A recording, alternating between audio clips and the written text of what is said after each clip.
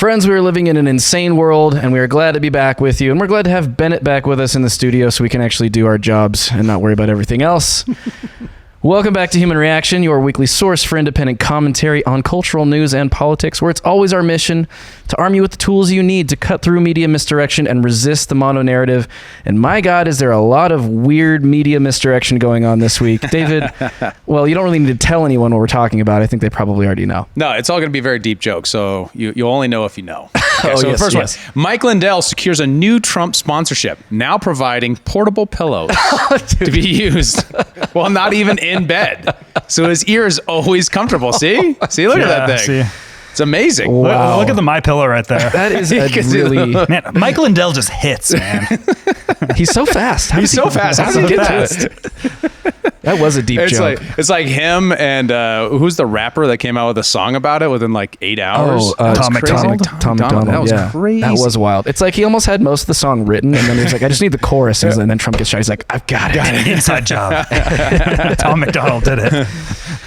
Trump takes out an insurance policy, kill him, and you get someone even more pumped for a trade war with China. Oh my God. So No, you just get Peter Thiel. That's all you get. It's just Peter Thiel. Yeah, Peter Thiel in the mask with a beard. Okay, so third, conservatives managed to squander the most goodwill they've ever gotten by criticizing actual famous people for supporting Republicans at a podium. Yeah, And that one is a reference to the first night of the RNC, Yes. if you haven't caught up with that yet. Yeah. We may or may not get into that, just depending on how long this other stuff goes. but just about how much will we get into? We'll probably throw a couple things out there. Yeah. Yeah. Well, just a forewarning to everyone about to listen to this. We are all going to collectively be Charlie at the whiteboard with the news clippings today. This is going to be a deep dive of everything that we know to this point about the failed assassination against Donald Trump from Saturday. And this is going to be a crazy show. It's going to be one of those ones where it's like, by the time it comes out, we might have learned 10 new things that invalidate some of the things we said, but this is what we know as of right now. 100%. We're recording this Wednesday, right? Wednesday, July 17th. So just mark that in your Before we get into timeline. it, like, comment, subscribe, leave a review on whichever platform you're on. Do the thing that the platform requires so that you can see our content. Yes.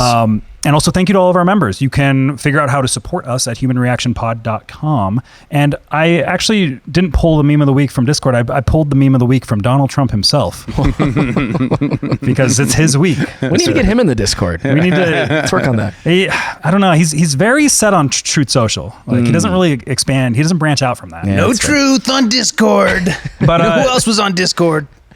The shooter. yeah, Discord did delete the shooter's account and said there was nothing there for it, which is of course very not. convenient. Of course not. But no, Donald Trump, he tweeted out Trump versus Bullet. That's the iconic photo that everybody has seen. And then Biden versus Stairs. Yep. That's about And, it. It's Biden falling down. That's about it. By the way, breaking news as of the recording of this show, Biden has COVID. Headed to he Delaware. just got COVID like 5 minutes ago. Yep. Which variant does he have? Do you think? The new one. The Trump variant, probably. Yeah, the Trump. You have a just. Glad to have you back, Barrett. Oh, wow. So let's get into the assassination attempt. Are we allowed to call it that? Yeah, I was going to say. Are we gonna get censored if we say the A word? No. Before we get started, there's going to be no censorship of words on this No. episode. Oh, I was gonna say no. Asian. Absolutely. Great idea.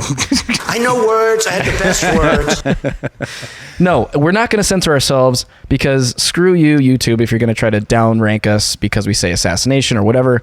It just means that it's all the more important for our listeners right now to hit the like button on this episode and to share it with your friends so that it gets out there, because YouTube does censor things. We know that that's happened. I wasn't even referring to YouTube as censoring. I was just, because the news is so like distraught about saying the A word. Well, that's what it all I was. was referring to. Trump fell. Yeah, He did fall. After Trump loud fell noises down. were heard. Trump Yeah. fell down very hard, and there was a lot of loud noises, and he had to get escorted off the stage. That's right. That's correct. If anyone was wondering what happened on Saturday, that's it. Okay, let's start with this clip from CNN with a pretty good breakdown of what we know. Very rare that CNN has a good breakdown. That was a weird thing to say, Joe. So true. It's very strange. So true. Aaron, there's been some developments as the investigation has progressed. You know, what the investigators are telling us is, as far as a motive, a manifesto, the reasoning behind this, the suspect is still a blank slate. But what they have developed is a lot of the background about what happened that day. They know that he went to his employer at the nursing home where he works as a dietary specialist before this and said, I need Saturday off. I have something important to do. But he told his coworkers, I'll see you on Sunday. So he changed his days off, presumably for this. We also understand that when he got to the fairgrounds where this rally was being held for Donald Trump, the first thing that puts him on the radar of security people is near the magnetometer area where they're screening people in. He's carrying in his hand a rangefinder. It's a device that looks like a small pair of binoculars, but it's used by shooters to measure the distance when they're setting up a long-distance shot. Because he didn't have a weapon, that would not have prevented him to go through security, but they did flag, what does he have this in his hand for? At that point, they told people, keep an eye on this guy, but then he leaves the secure area, the staging area, and he doesn't turn up again for some time until the crowd says there's a guy crawling up the roof and it appears he has a rifle. There is an eerie moment in here, Aaron, where he's taking the rangefinder and he's looking through it at the counter sniper positions. And one of the counter sniper positions is looking at him through the scope. At this point, there's not a gun in the picture, as I understand it, but they're saying he's looking at us, looking at him. Then when people alert the police and they try to come up the ladder to get him, and he confronts them with the AR-15 gun, they dive for cover. And then a moment later, he opens fire. But a lot of this sounds very spread out. The end of it happens very quickly. The last piece is the search of the car. As we reported last night, 2 remote-controlled IEDs, remote-controlled bombs in the car.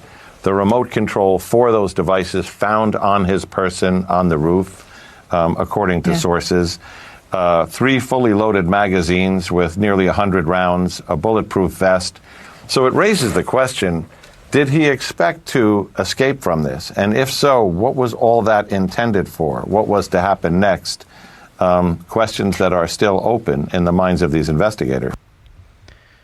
Okay, so an interesting way to start it out. It leaves out a sort of a base level understanding of what actually occurred. So maybe we go back through really quickly, very, very quickly, because I feel like most people understand the basic, train of events here. But for those that might have not been following the news, right? The shooter, or Trump is given a speech at a rally, Butler, Pennsylvania, is at a fairgrounds. Obviously, the Secret Service has a perimeter along with local PD. He's explaining a chart. He's looking to his right. He's sort of addressing the crowd, and right as he glances to his right to look at this chart that's up on the screen behind him, he gets a shot in the ear, which would have, according to a video like the one we're looking at right now, gone through his head had he not turned at the exact correct moment. Now, I don't know that the trajectory of these secondary bullets were actually on that exact same path, but nevertheless, that first one did graze him at that moment. So there are a lot of questions around this, right? So there's a kid on the roof. When we start there, how did a 20-year-old kid with relatively little experience or training get on a roof in such a secure area? Well, I do think that you can overestimate, and I'm not saying this of you, but I think people online have done this quite a bit, saying, oh, that shot, how could he have made that shot? It's 120, 140 yards. That's quite an easy shot. It's a warm-up shot for anyone that's accustomed to shooting in any capacity. Yeah. So on that, most rifles are sighted in about 100 yards. At 100 yards, the distance of a football field, you're really looking at mostly putting it on point. Maybe a slight variation for drop, maybe a slight variation for wind, but really for the most part, you're shooting, most people untrained can shoot at least a 6-inch group there. I mean, at least. You can shoot a lot tighter with some training. Absolutely. It's the fact that he got so close is actually startling, because when you think about just how small of a movement from death to not death that was, it was probably when the bullet was in flight that he changed his head just enough for it to hit his ear, which is the divine providence kind of component of it. I could see people. The illegal immigration chart saved his life. Yeah. It was Biden's border policy that saved Trump's life. So when you think about how did he do that? So there's a lot of So that first, like, how could he have made the shot? That seems reasonable, right? Especially with a rangefinder, especially if he had visuals of what the wind was, and I guess the wind wasn't that. There was a wind, but it wasn't substantial at the time of the shot. It wasn't, but it was noted by a sniper who did a video on this, one of the many videos we've all consumed in the course of the last few days, that flying a flag over the stage, directly over the stage, is a huge no-no because it gives a potential shooter an exact windage calculus for that place in space, which is apparently not a good idea, right? Which would make sense. So he's shooting an automatic rifle, probably a .223, maybe a .556 kind of caliber round. That probably means at that distance, with the kind of grainage you usually get out of the box, something like that, you don't have to make a big adjustment to get a headshot with that. Right. Wind should not play a huge factor. In theory. So, could he make the shot? Yeah. You shouldn't question. I think it's probably a weak case to question whether or not a young kid could do that, relatively untrained. Especially, we do know that he did do. He applied for, but didn't make a shooting team, which was strange. Yeah, it was said by a classmate, I think, that he wasn't a good enough shot to make the team, or he made the team and he was dismissed relatively quickly because he made some offhanded remarks and was also very undisciplined with his firearm as well. So, for whatever that's worth. So how did he get there? So we have an interesting set of events around that has some very large holes that ask a lot of questions. One, he gets caught, like they said, with the rangefinder, but then doesn't have a rifle with him. How did he get the rifle? If he goes into the secure area with a rangefinder, they flag that. They flag that he is suspicious. He then leaves the rally area. And then somehow gets back in with a rifle. He doesn't have to get back in. The perimeter does not include the building. He leaves the rally area and then goes around to the building. And he's actually seen, and there's footage of this, of him walking around the building, looking around, looking up, wearing a backpack. And then he goes back around the building. And at that point, it's presumed he acquires a ladder of some kind, and we'll get to that, and then gets on the roof. Were there woods in that picture? There are woods, but they're a good distance away. Yeah, but could he have stored the backpack before? I suppose that's possible. So or he goes back to his car, picks it up out of his car, and then walks to the area and I think where the shot happened. Which is very strange that the perimeter would be relatively so close to a place like a parking lot or places where you could shoot someone from. Well, right. I mean, you see. Okay, so you see in this graphic that we've got this very customary Pac-Man radius, security, which is always the case. You always want to take a wedge out so there's a location that's closer to the grandstand than the outer perimeter. But I mean, even beside that, which you can see, the shooter's location is within the mouth of the Pac-Man, so to speak. There's also a water tower. There's a water tower right there. There's also three other buildings on the far side of the radius, which are all presumably within distance of actually being able to make. I don't know how this is a Pac-Man joke. Sure. It's kind of, but what's peculiar about it is that they would cover from those particular angles and not this one. And not that angle. Yes. That's the open question that people keep asking, which is a very reasonable question. How did he get to a rifle, back to the place, get sighted by multiple people? Right, we've all seen the video of the redhead guy. Yep, he's got the baller golf hat, the visor with the fake Trump hat. He's claiming that him, amongst many other folks, were pointing and saying, "There's a guy." So, what was the communication pattern amongst the police that they told to Department of Homeland Security or to the Secret Service, where it didn't immediately? And this is like 3 minutes before shooting. That it didn't immediately result in there's someone with a gun, get the president out of here. Right. How does that not happen? Don't be suspicious. Don't be suspicious. Well, and that was the thing, is like there's a video that goes on for minutes of people outside in that grassy area all looking up at him, and there being a cop and them like pointing at the cop. There's a guy on the roof. There's a guy on the roof. And the cop's like derping around trying to figure out what's going on, And at that point, the kid is literally army crawling up the far slope. He's like readjusting his positioning. You can see him in the video crawling towards the ridge of the roof at that point. So, but even stranger than that, and I would just add this to this piece of how he got on the roof. It came out a little bit later that this building was the staging area for the local tactical police units that were supposed to be supporting the Secret Service with the protection of the president. And there's some inside. They were inside the building at the time the kid was getting on the building. So you're telling me that they didn't hear him or see him? No one was outside having a smoke and just happened to glance over and see a 20-year-old kid with a backpack climbing a ladder up to the roof? Well, if so, it's peculiar if their vision was towards their target that they're trying to protect, Trump, and not away from him in all of the space to the bottom left-hand corner of this picture. Right? I mean, if that's 120 yards, then a 200, 300-yard shot is the building on the far bottom left, which is also a reasonable amount of distance to take a shot at somebody. Yep. So you wonder why there wasn't anyone on that roof. That's really the question. And I asked that, I think, the immediate time when we talked about it. Like when we first heard about it in Las Vegas, I was like, it was shot from there and we got an aerial picture. It's like, why wasn't anyone on that roof? That makes no sense. Number one question in probably most people's minds was, why wasn't there a guy on that roof? And what we've discovered is that the law enforcement that you get the video of, where you see the guy on the tripod and he looks over his scope and he gets back down and he takes a shot and then he backs off a little bit and like gets ready to shoot again, wasn't the guy that actually killed the shooter. It was a guy on the building to the right of that, which is, might have a different angle. Right. It's also worth mentioning in the shots that there's one person dead and 2 people injured, and they were in the bleachers on this far side over here. Which is just a tragic story. One of the injuries was the nephew of a senator, I believe. Mm-hmm. I saw there was a senator that was being interviewed about it. I think it was a senator. It might have been a congressman. Mm-hmm. But they were in that back bleacher there as well. One was a firefighter that had kind of jumped on top of his family.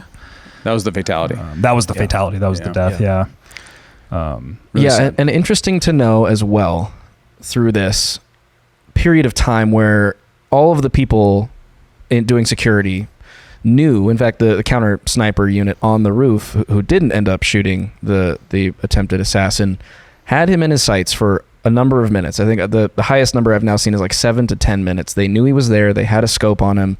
They were aware that he was on that roof in some capacity. Well, they had to be aware because it had to have been reported on over comms, right? Exactly. He had to be receiving communications. That's probably why he looks over the scope and looks down. He's trying to get a look over the horizon line so you could see him. Right. And then if there was a shot at a police officer right then, and then he gets back down to take a shot and the kid pops up and shoots at the president and he whiffs that first shot because he jerks you see the rifle, it flies up.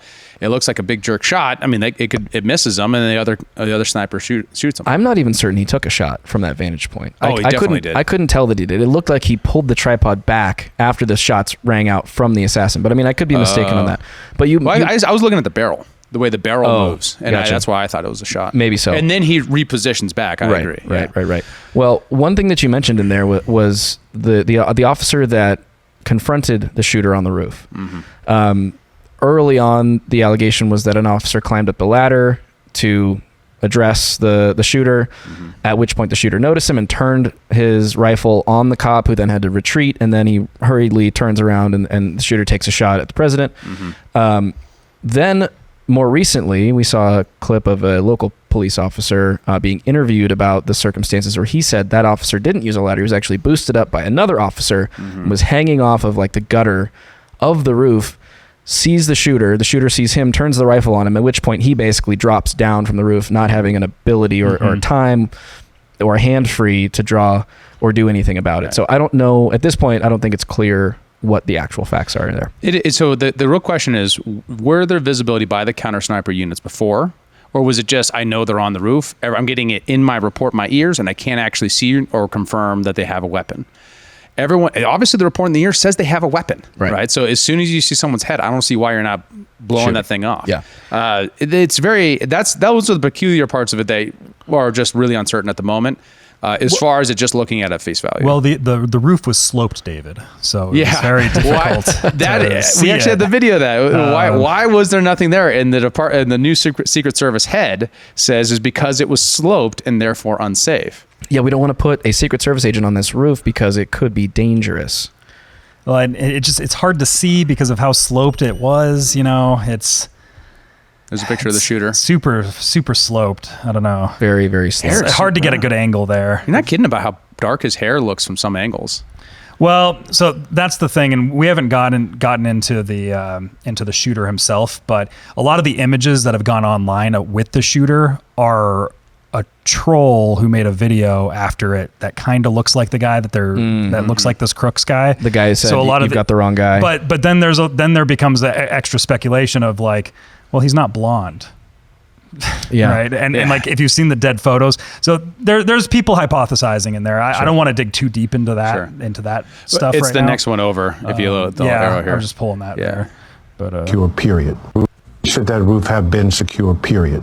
That building in particular has a sloped roof at its highest point. And so, there's a safety factor that would be considered there, that we wouldn't want to put somebody up on a sloped roof.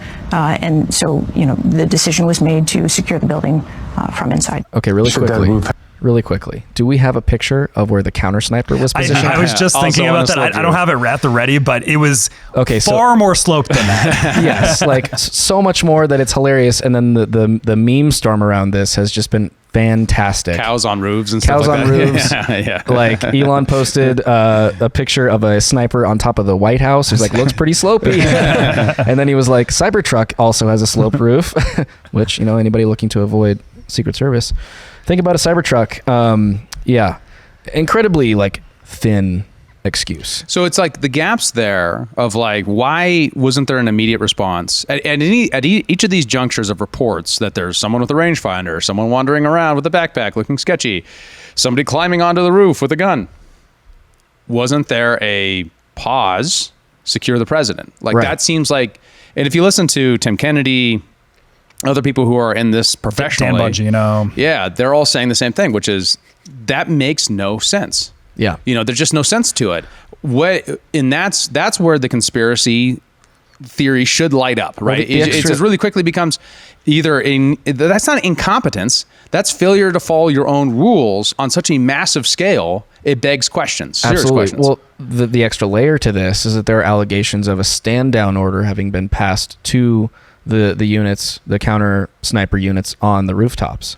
And do we have any confirmation of this? I don't know of any anything personally. So the theorized steel man of that is they don't want to shoot someone who doesn't have a gun. They very clearly want to make sure if somebody wanted to get a better view and they hopped up on a building, they wouldn't get shot just for being on a building. And they kind of connect it to the Summer of Love and defund the police and a skepticism of law enforcement. I think that's kind of working backwards. That's a fair steel man. However, put someone on that roof to find out who the hell it is. Yeah. Period. Right. Immediately when you get eyes on him. If you have 10 minutes between seeing him on the roof and him shooting at the president, put somebody up there. Right, especially define the ladder that he used to get up there or whatever route it was. It isn't clear or that use a drone. I mean, and we know that they have drone surveillance of all of these events. We have a drone picture of the kid. Exactly. How is that possible? They can see him regardless of where the snipers are put. I don't think that that's super valid in terms of I think there are plenty of ways to shoot. I probably shouldn't use that euphemism.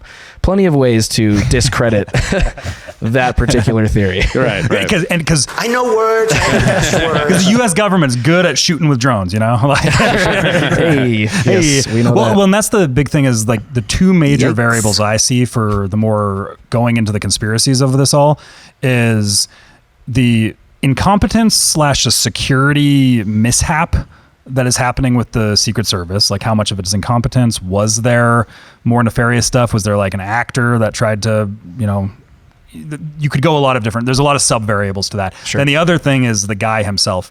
What we have of him right now, he seems to have typical school shooter vibes, right? But there could also be, is he a patsy? Is he, what is the dynamic of who he actually is? And was he put up to it or was he a lone gunman actually? Right? Having no motive is a big question there, right? No clear motive. There's a big difference other than I'm shooting the president. That's not enough. People of the say motive. you don't need that. Yeah, right. Yeah. So for example, it's a big difference that the guy who tried to shoot Reagan tried to do so to impress Jodie Foster. Right. True. Because then you realize, he's a crazy person. This isn't, what I mean? Was he that guy or was he a regular guy who just believed the story that Trump was going to take over the United States and turn into a fascist state? Yes, great question. And actually just today I saw a video, and this is just an anecdote from a schoolmate of his. I have that actually. Who said that he voiced his hatred of Trump, basically. When this Hispanic kid said, I like Trump, he said, you're Hispanic, you should hate Trump. I didn't see that one. It's very new. That's not the one I'm thinking of. I was thinking of this one, which this video right here kind of goes into the school shooter vibes. You kind of get the same. Right. Let's quick play it. Sure. It's a quick 40 seconds. I mean, he would sit alone at lunch. I mean, he was just an outcast, and you know how kids are nowadays, so they're going to see someone like that, and they're going to target him because they think it's funny or whatever. So it's the best way I can describe it. And it's honestly kind of sad.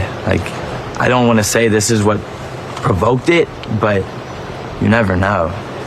And you said he was a loner? Yeah. I want to say he was a loner more because he was quiet, but like he was just bullied. Like he was bullied so much. He So stopped himself much. from saying beard. Yeah. This is high school. Yeah. What did they, do you remember at all what they said to him or called him? No. He was just made fun of, I guess, for the way he dressed or his appearance. Does he have a tattoo behind his ear? You remember, this is rural Pennsylvania, and What's that supposed to mean? well, a lot of white people, when you're poor and in rural places, get tattoos very young. Oh, Yeah. okay. Yeah. I was just Yeah. noticing and trying to Yeah, decipher right out what of it high was. school. That's how you get serious street cred. An Yeah, 18-year-old. I feel the street cred just oozing off. That's when I got my first. Well, and this is the thing. Tattoo. So you have the question of he could just be resentful kid, is going to make his mark on the world, yada, yada, yada. Yeah. It could be that. But also there is the patsy idea, which is a very common way of, and what a patsy is, and it's very typical for like mob hits, is to put somebody up to something that nobody's going to miss when they shoot them down. And then everybody focuses on the character rather than the larger picture around it. And that's an interesting thing about this particular character, because as the internet sleuths have gone out and tried to find things about him, there's basically zero digital footprint, period. He doesn't have any social media. He hasn't made any anti-Trump statements online. Like, I guess he had a Discord account. That Discord shut down and said there was no useful information in there. suspicious. Don't be suspicious. I mean, Right. if you look at this kid, you're like, you're on Reddit. Like, you just know. You just He know. looks like a Redditor. You're on r/politics. Yeah. I just feel it. And that's strictly intuition, but it's hard to believe he's not. But for somebody who's so impassioned as to carry something out like this, you would think that there would be some sort of breadcrumb trail of communications publicly, or or privately, I suppose. And we do have that one anecdote of a classmate that would suggest that he was radicalized in this way. Well, that's the thing, is because like all we have is just from the day is apparently his parents reported him missing to law enforcement earlier that day. So that's interesting. I haven't seen a whole lot of people talk about this. Mario Nafal has a timeline of this that's actually pretty useful. How long was he missing then? Like, I don't know. I don't have kids, but like if my 20-year-old was gone for like the day. That raises the question of, did his parents think he was out to do something bad? Yeah. He apparently went to Home Depot to purchase a ladder. Well, right. And it should be noted too that he supposedly arrived to the rally in a Hyundai like Sonata, like some sort of sedan, right? And okay, so he bought a ladder. Well, apparently it was a 5-foot ladder. Maybe true. I suppose that's the kind of ladder you could fit in a sedan. Right. But the ladder leaning up against the building, which I think a lot of people presumed was a ladder he climbed up, was like ladder. a 12 to maybe 15-foot A-frame ladder, like a painter's ladder, and not going to fit in a car. So was that a different ladder? Was that the ladder that Secret Service used to go up and retrieve him? I think that's the assumption. My understanding right now is that there's 2 ladders. Yeah. Is the one that everybody originally put at Well played. my understanding is that the ladder that, because there's a kind of a point in the building where there's like a narrow section that kind of like connects the 2 warehouse areas or whatever these buildings are, and everybody was pointing to a ladder that was up on that. My understanding is that's the ladder that like the SWAT came in on and used, and that his ladder was much more by like the front door of the building, which is just kind of a little bit further down. The front door? But yeah, that's even weirder. That's the thing that's weirder. Is it's actually like cops more inside? hidden. Yeah. Yeah, it's like less hidden than the other one, but I don't know where we're currently standing in that realm of information. That might be something that gets more parsed through over the next 24 hours or so. It's still not clear exactly how he got up. There's a lot of talk about an AC unit that he was able to crawl up on top of, perhaps with the assistance of his 5-foot ladder. That would make sense why a police officer wouldn't be able to do it, right? Because if it took a certain degree of flexibility and athleticism, then an older police officer couldn't do that. A 20-year-old kid But it's could. also just a big building, and they might have just come up from a different angle, right? Right. True. Right. Yeah. So the question is, one of the questions that were begs is whether or not, was this a result of the Secret Service is not having enough resources? There was a big dialogue right after the fact where the Trump administration accused the Biden administration of not fulfilling their obligation by not giving sufficient resources to make sure that this was secured. That seems like a bit of a distraction to me in a sense, but there was like email evidence that suggested they were requesting and then not getting a response. Right. And then of course the Biden administration denied that, and then they were like, yeah, but Iran wanted to kill him. So that was kind of the question. So then we were about to do it, I promise. It's a very strange set of circumstances around the resources for Secret Service. There's also just a strange set of circumstances around the narratives around Secret Service that we've had over the last year, because Democrats, after he got his charges, convicted of his however many charges that he had with the Stormy Daniels case, the accounting errors. 34 felonies. Yeah, the 34 felonies. They tried to pull Secret Service from him. Right. They tried to move for that in Congress, which I believe failed. Then, but then you also have like the RFK Secret Service stuff too, right? Where it starts to raise this question of are they not sending their best for Secret Service for Trump, and are they trying to get rid of Secret Service for RFK, and then try to instill the hostilities for this type of stuff to happen where they don't have the resources? You have that kind of thing that's going on there too, which is another angle of that you could take for the conspiratorial minded. It's like, well, it's going to happen eventually. Let's just starve the resources out, right? Right. Let's just make it as easy as possible. And yeah, that is a very could interesting be an angle to take. Train of events, right? He gets convicted, then immediately a Democrat moves to pull Secret Service from presidents convicted of felonies. Oh, there's one. And then sure enough, here we are about a week or two later. He's a guy with a reputation of doing tons of live outdoor events. He's a guy who is arrogant and going to be out and doing lots of things. Like that, these are all the conditions in which, if you were the person trying to do that within the state, within a position of power, there's tons of sensibility in trying to arrange it that way. And so then you hope this sort of thing pops up. It's strange to me that would happen, but you still have the gaps that even, okay, my 10-year-old son knows that in Fortnite, if you're on top of the building, you have better line of sight than if you're below the building. Any kid that's played video games, any shooter games, knows basic tactics. Yeah, right. So knowing that, how do you not secure that roof? If you say these other roofs can secure that, then you're like, but they obviously couldn't, because the direction of the slope that he crawled up where they didn't have visibility, and he could then apply pressure at a very small profile on the president and take shots. How does that not covered? It's an incredible question that you just can't let go of and just say, well, incompetence, because once you do that, you are creating the space for them to be able to do exactly this sort of thing with intention. If there was a call off order, or if there was hey, we're just going to ignore this one question.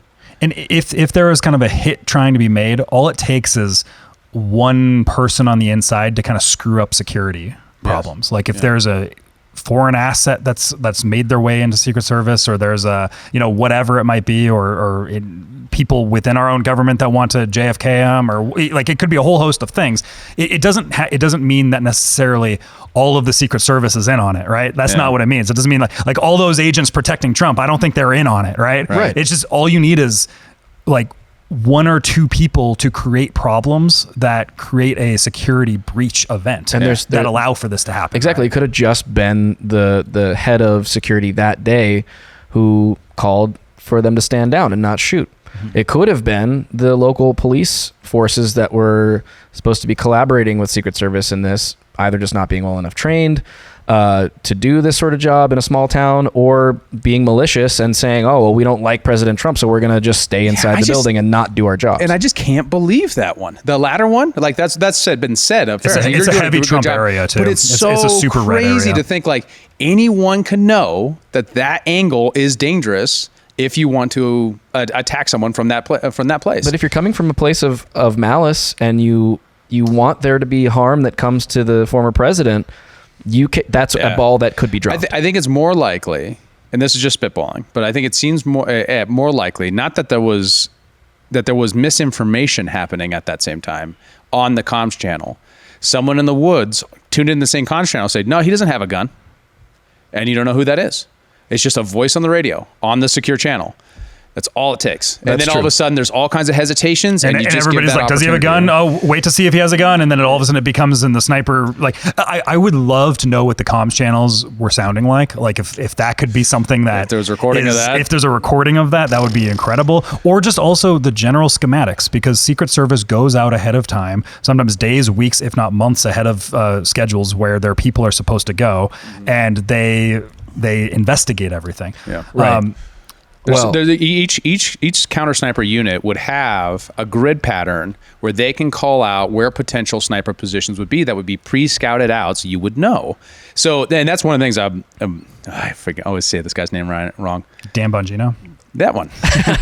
You're my fan. Dan Bongino. He has his anonymous source, and he claims that there was a very particular error and that someone didn't show up who was supposed to, and they just never filled in that gap, which is also an interesting one. What happened to that dude? And he's also former Secret Service too. Yeah. So did we watch the video? He covers a little more detail. Yeah. Sorry, I don't have that one up. It's under. Was it a setup? It's under. While you're pulling it up, I think this just illustrates how many questions there are so far, and there absolutely needs to be an investigation into this. And I already know that records have been subpoenaed. Mm-hmm. There was some allegations that Alejandro Mayorkas was depriving or was trying to limit the ability of which testimonies Secret to be Service given. is under DHS. Right. How is she not resigned? The head of Secret Service? Yeah. That's an amazing question. Very good question. Yeah. How do you not? Well, it's because the media will cover. I mean, it's the media who should come out the next day and say, why isn't this person already resigned yet? Yeah. But instead they were putting out headlines like Trump falls or Trump escorted right. because of loud noises. Right. To be fair, I think that was just within the first few hours. I know, but it's still... So it was very evident very quickly what happened. Yeah. It was very, actually, yeah, before we actually even go into this Dan Bongino clip, Liam had a bit of a viral tweet of him leaking my private text messages with like an hour into this thing of me saying everything that X has gleamed from it. He said X was way ahead of CNN, and these are my private text messages. As far as I can tell, the exact story, largely from eyewitnesses. Single shooter on a rooftop 150 yards away. Got that wrong. It's 120 yards away. Close enough. That was an hour in. We were filtering everything, right? Eyewitnesses saw him army crawling. He took the shots, and Secret Service quickly took him down after. Eyewitnesses also saw that. First shot hit Trump's ear as he was turning his head. One person in crowd injured, another one shot in his head. It's actually 2 people injured, so got that wrong within the first hour. 8 shots seem to have been made. All this was deciphered on X while CNN was reporting that Trump had to be escorted off the stage because of loud noises. Yes. Much faster. Yeah. Much faster. X was on it. And it's incredible, the open source nature of this, because think about how the information flow would have happened on this pre-Elon Twitter. Think about all of the previous events that we've had to deal with, things like January 6th, things like that, and all the amount of censored information we've gotten. And now there's been a free-flowing, actively theorizing and then debunking over time, over several hours of time, all happening all at once. Yes. It's and so it's incredible. It's exponential too, because exponential. It's exponential. Exponential. That's why he named it X. Yeah. No, it's even more impactful because the memo that was sent out to all of the mainstream media outlets telling them to downplay the severity of this shooting until more facts can emerge also got leaked. Was that a real memo though? Was it? Hey, my understanding is that was a company email. Yeah. Okay. We never actually got a source on that. But I do wonder. I mean, that there is a very standard operating procedure to try to not make mistakes in those moments, but it was so over the top. But it would explain why it was Trump USA fell Today down and had to be escorted out because of loud noises. Yeah, that's what they said. Yeah. Secret Service swarms stage after Trump falls on stage. Are you kidding me? Yeah. Anybody with eyeballs that could see that first video knew it was not just that. Yes. So here is going back to the Bongino clip. It's actually on Donald Trump Jr.'s podcast on Rumble, and they have David Sachs, Tucker Carlson, and Bongino all here talking about it. Are you kidding me? But that's what we've become these morons. Can I break some news on your show? I was going to do it with Tucker next, but I'll do it here. So I was just showing Tucker's like shit. Some material from an unimpeachable source, let's just say, on the matter. That post, according to my source, that roof was supposed to be a police post. It was supposed to be someone there. They're now making up excuses, saying the pitch of the roof. My source says to me no one knows why the post didn't show up. But so that's a nonsense story they're putting out in the media. And I was also told that the Secret Service director has been given instructions from the administration and the DHS secretary. If you want to keep your job, you'll keep your mouth shut about this. They're not putting that out there. But if you get those site post logs and those police instructions and there was a post on there and they didn't show up and no one checked, someone could have got your dad killed within millimeters. So how do we get You can't answers, handle right? the truth. I don't personally trust the FBI to investigate anything at this point without politicizing it or weaponizing it. I don't think I would trust them to run this investigation. That's me based on, them vilifying, parents at PTA meetings, calling them domestic terrorists. How do you get, and I guess as someone's been there, how do you get to the bottom of this? Because I don't trust the government to do that. The government hasn't earned my trust. They've frankly, they've earned my mistrust over the last 8 years. Well, the FBI is terrifying, but this is maybe the one potential crime that will be solved or at least rectified going forward, because the Federal Protective Services protect politicians, and they're almost all physical cowards. They're terrified of getting hurt, and the idea that they could be exposed is not acceptable to them. And so you've got an entire Congress full of people who think or want to be president, and they think, a lot of them think they're going to be, and they don't want to be left out at a rally with the shooter 150 yards away. And so I do think there's a built-in incentive for these people to get to the bottom of it, because it's terrifying to everybody. I don't know. I don't know if there's a built incentive on this one.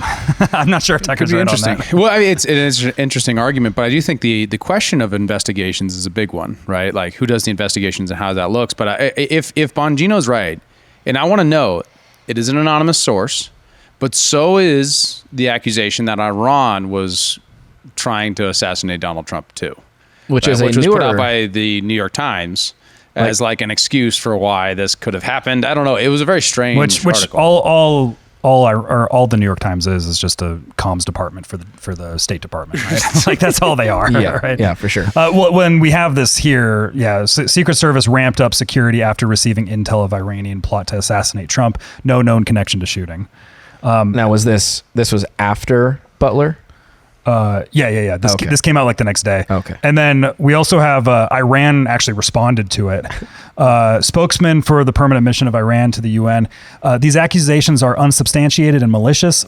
From the perspective of the Islamic Republic of Iran, Trump is a criminal who must be prosecuted and punished in a court of law for ordering the assassination of General Soleimani. Iran has chosen the legal path to bring him to justice. So they're like, no, we want Trump dead, but we want him dead legally. Like, don't get us wrong. He's a war criminal, but not this time. Yeah, well, very interesting. Well, I mean, there has been a lot of pressure on the head of the Secret Service, Kimberly Cheadle. In fact, I just ran across a headline from Newsweek saying that now a Democrat, Jared Moskowitz from Florida, has said that there should be accountability, and has said, quote, "I can tell you if she doesn't show up Monday, absolutely she should either resign or be fired.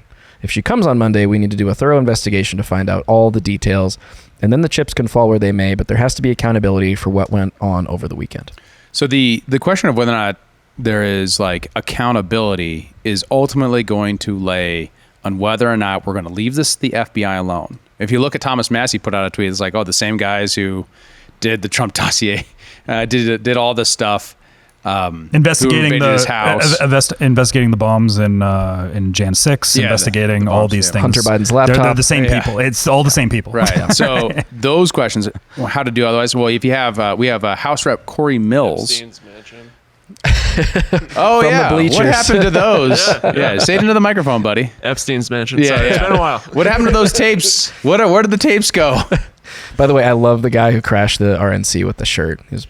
Yeah. Anyway, not the guy with the AK-47. No, not that guy. And a ski mask. No. Can you imagine that guy? Move it over to 228, Kyle, if you can. I don't know. X is always so unreliable about this.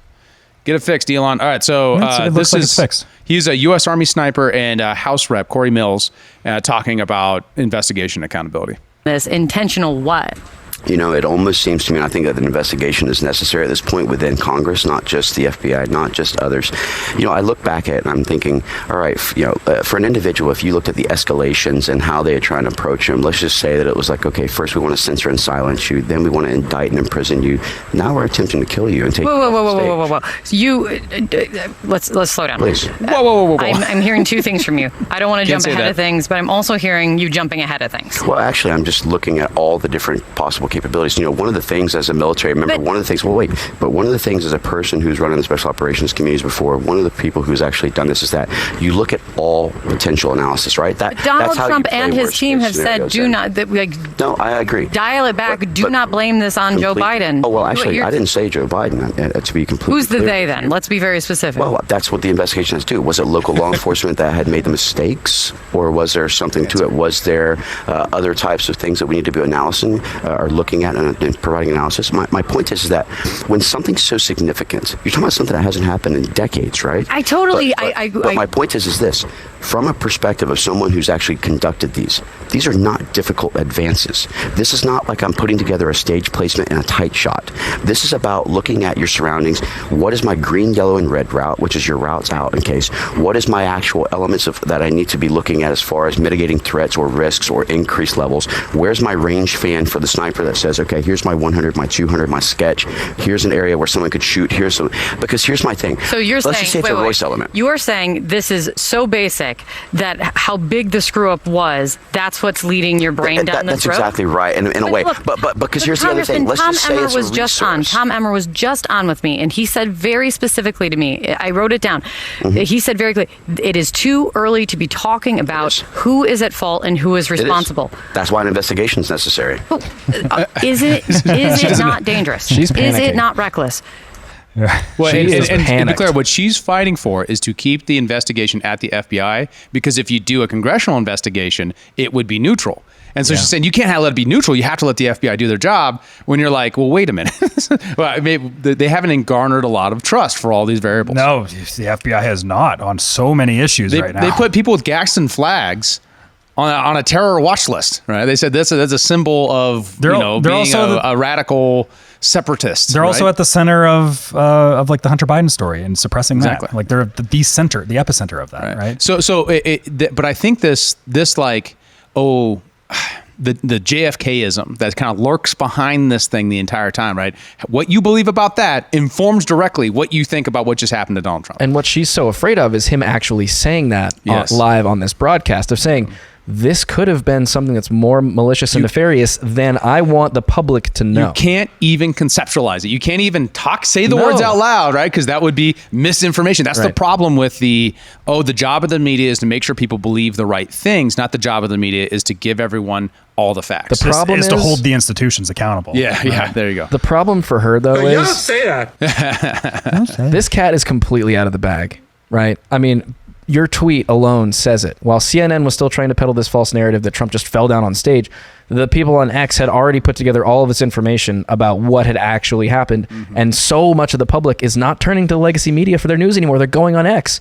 Elon even said they had like 400 billion user seconds on the platform. It was like a record day for X on Saturday because that's where people were going to find out what was going on. Happening. They knew they couldn't get the truth from the legacy media. Well, and here's the thing too of the institutions themselves and lack of trust in the JFK-ism is it might be an appropriate time to bring this Chuck Schumer, this oldie but goodie Chuck Schumer clip. Never forget. From right after Donald Trump was elected and him talking about the CIA. Dude, I bet you Trump saw this in his nightmares on Saturday night. I don't know if you have seen this. I don't want to blindside you with this. This is the latest statement, latest tweet, as you were just saying. The president-elect's latest unsolicited pronouncement on the intelligence community. This was his tweet just a little while ago tonight. You see the scare quotes there. The intelligence briefing on so-called Russian hacking was delayed until Friday. Perhaps more time needed to build a case. Very strange. We're actually told, intelligence sources tell NBC News since this tweet has been posted, that actually this intelligence briefing for the president-elect was always planned for Friday. It hasn't been delayed. But he's taking these shots, this antagonism, this taunting to the intelligence community. You take on the intelligence community, they have 6 ways from Sunday at getting back at you. So even for a practical, supposedly hard-nosed businessman, he's being really dumb to do this. What do you think the intelligence community would do if they... What do you think they would do? Which of the 6 ways was this? I would say this is 6 out of 6. Yeah, probably. right. I mean, if it's not lawfare, it's lawfare is like number 4. Yeah, probably 4. He shouldn't have been standing there. That was that. Oh, God. That's good. All right, so we also have the public reaction to this and the fallout, I think, is almost as big a story. So if far you've thought, okay, I know all this, I'm on X2, David, and Kyle, and Joe. Now is where the analysis, I think, really actually kicks in, right? This is what we know, is how people have reacted to this. And the reaction to this action is as big and important as the thing itself in many ways, because it's our perceptions of this, right? Like Kyle was saying, imagine if all we had was CNN telling us for 24 hours until the next cycle can come out that, no, he was shot in the ear. Like I knew he was shot in the ear within the first 3 seconds of finding out. That was the first thing I was told. Why? Because of X. Yeah. Right? As opposed to loud noises and he fell on stage. Right.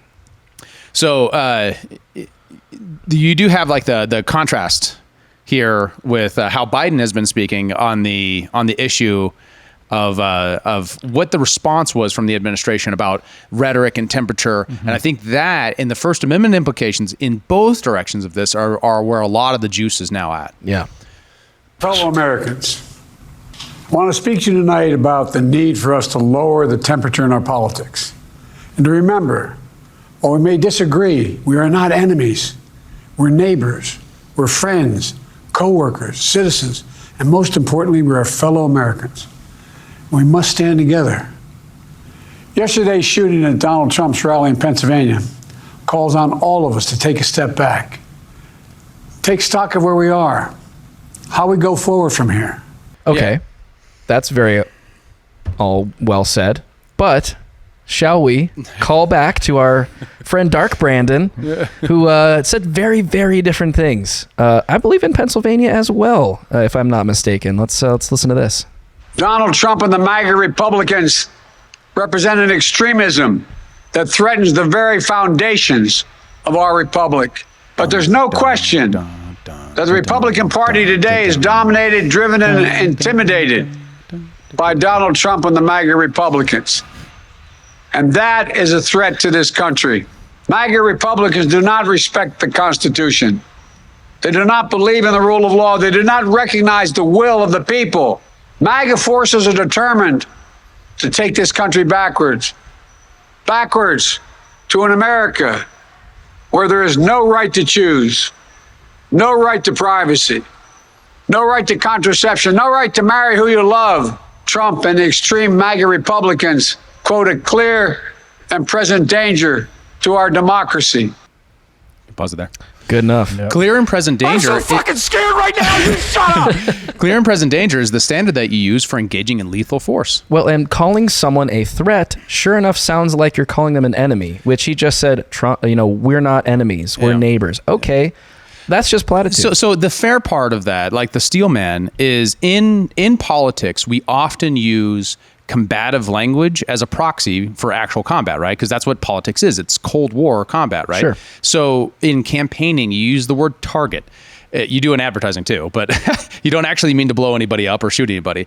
And I'm always remembering, so you have that element and there's bad faith stuff of that. Now, the question is like, I want light Brandon, lower temperature Brandon to meet dark Brandon. Like this is the trick, is that they've been feeding these flames for such a long time with such extreme rhetoric that goes beyond even the normal political rhetoric that you'd see of, we need to target this person and take them out through strategic advertising. We need to make sure that the public knows this person's record.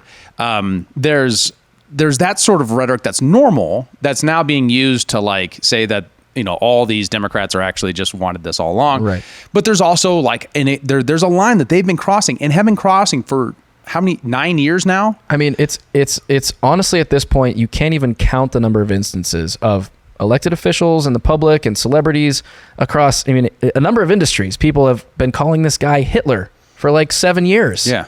And now all those people are wishing him well and hoping he recovers Well, quickly. and that's the thing, is because you have guys like Destiny, who just got banned from Kick, which is a streaming service, talking about who's kind of being very, no, I'm not sorry about the guy that died, and he's been like tweeting about that type of stuff because he's a supporter of somebody who tried to start an insurrection and blah blah blah, right? But it's like really, he's being the consistent one here.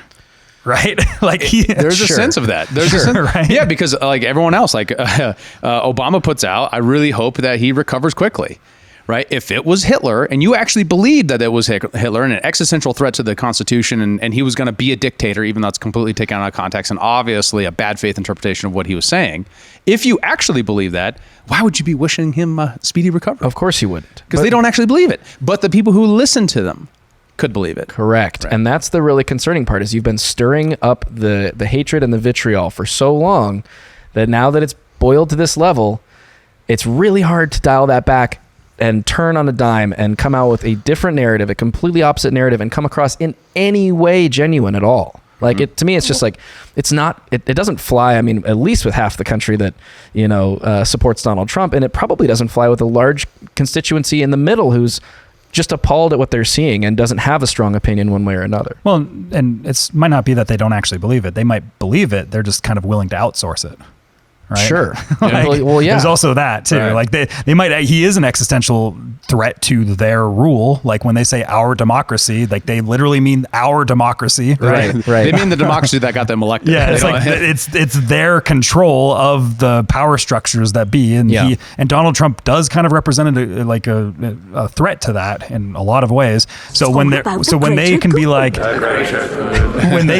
that, like this is the greater good here, and they stir people up, they're able to give the cheap virtue signals. It's like, guys, it's time to tone down the temperature. Like it's time to, because they're not the one pulling the trigger, and they have the advantage of being kind of in the back and being able to say, let's tone down the temperature. There's no room for political violence here on all sides. Like those are just words. They don't mean anything. Those are cheap, the high road. Yeah, these are all cheap virtue signal points. Like anybody that's saying there's no room for political violence, like it's just a meaningless phrase that people are throwing around, right? Absolutely. Well, I want to dig into something, if you guys don't mind, because this is cropped up recently, and it's sort of an inversion of what we've been seeing on the internet, where for the last several years, the left has been working to cancel the right for saying things that aren't correct, misgendering or whatever it might be.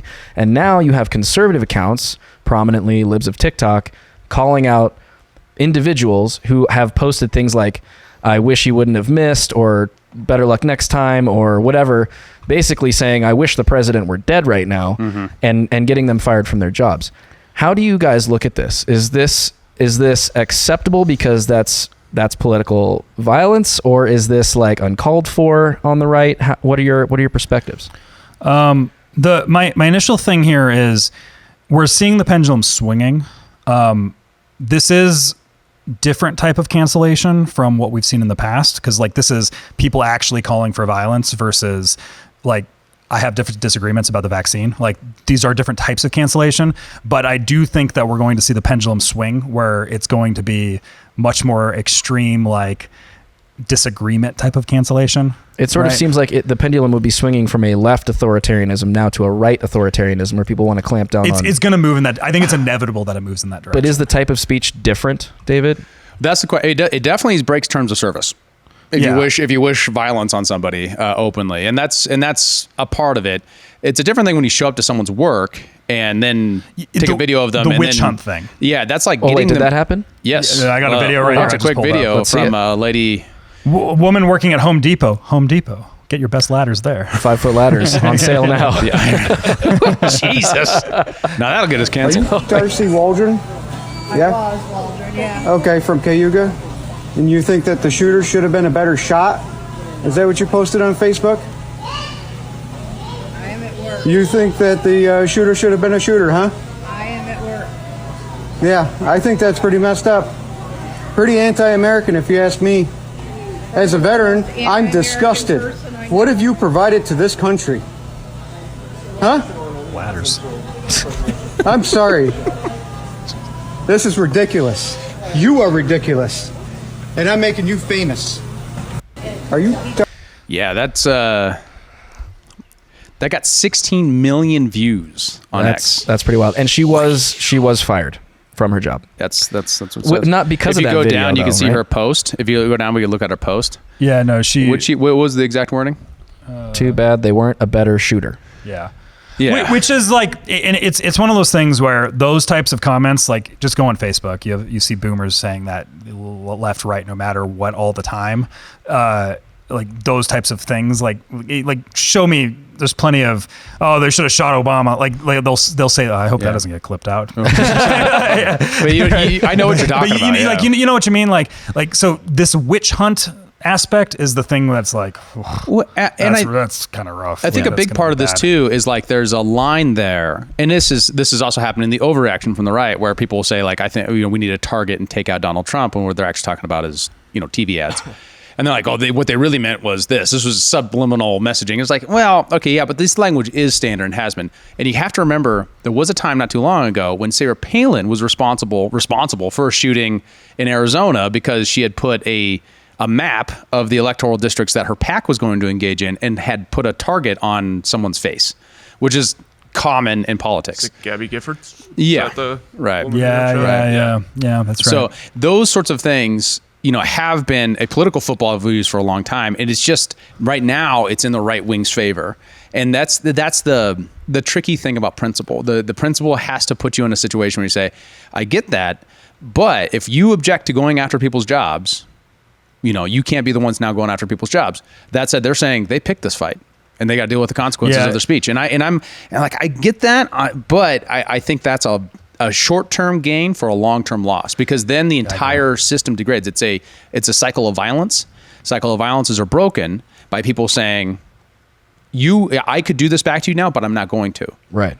Yeah, well, it's the important thing here, I think, is like this is slightly different than how bad the cancellations were happening before, but it's on the edge of that, right? Like it's moving in a direction, and I just see the pendulum swinging. And I agree. I want to be clear. I agree with the qualitative difference. There's a huge difference between I think there's something wrong with transgender surgeries, and then people say you're supporting transgenocide and getting that person fired. You're dead naming. You can no longer have a Twitter account. Yeah, now, right? exactly. Like those sorts of things were a far weaker case for like a punishment of that sort.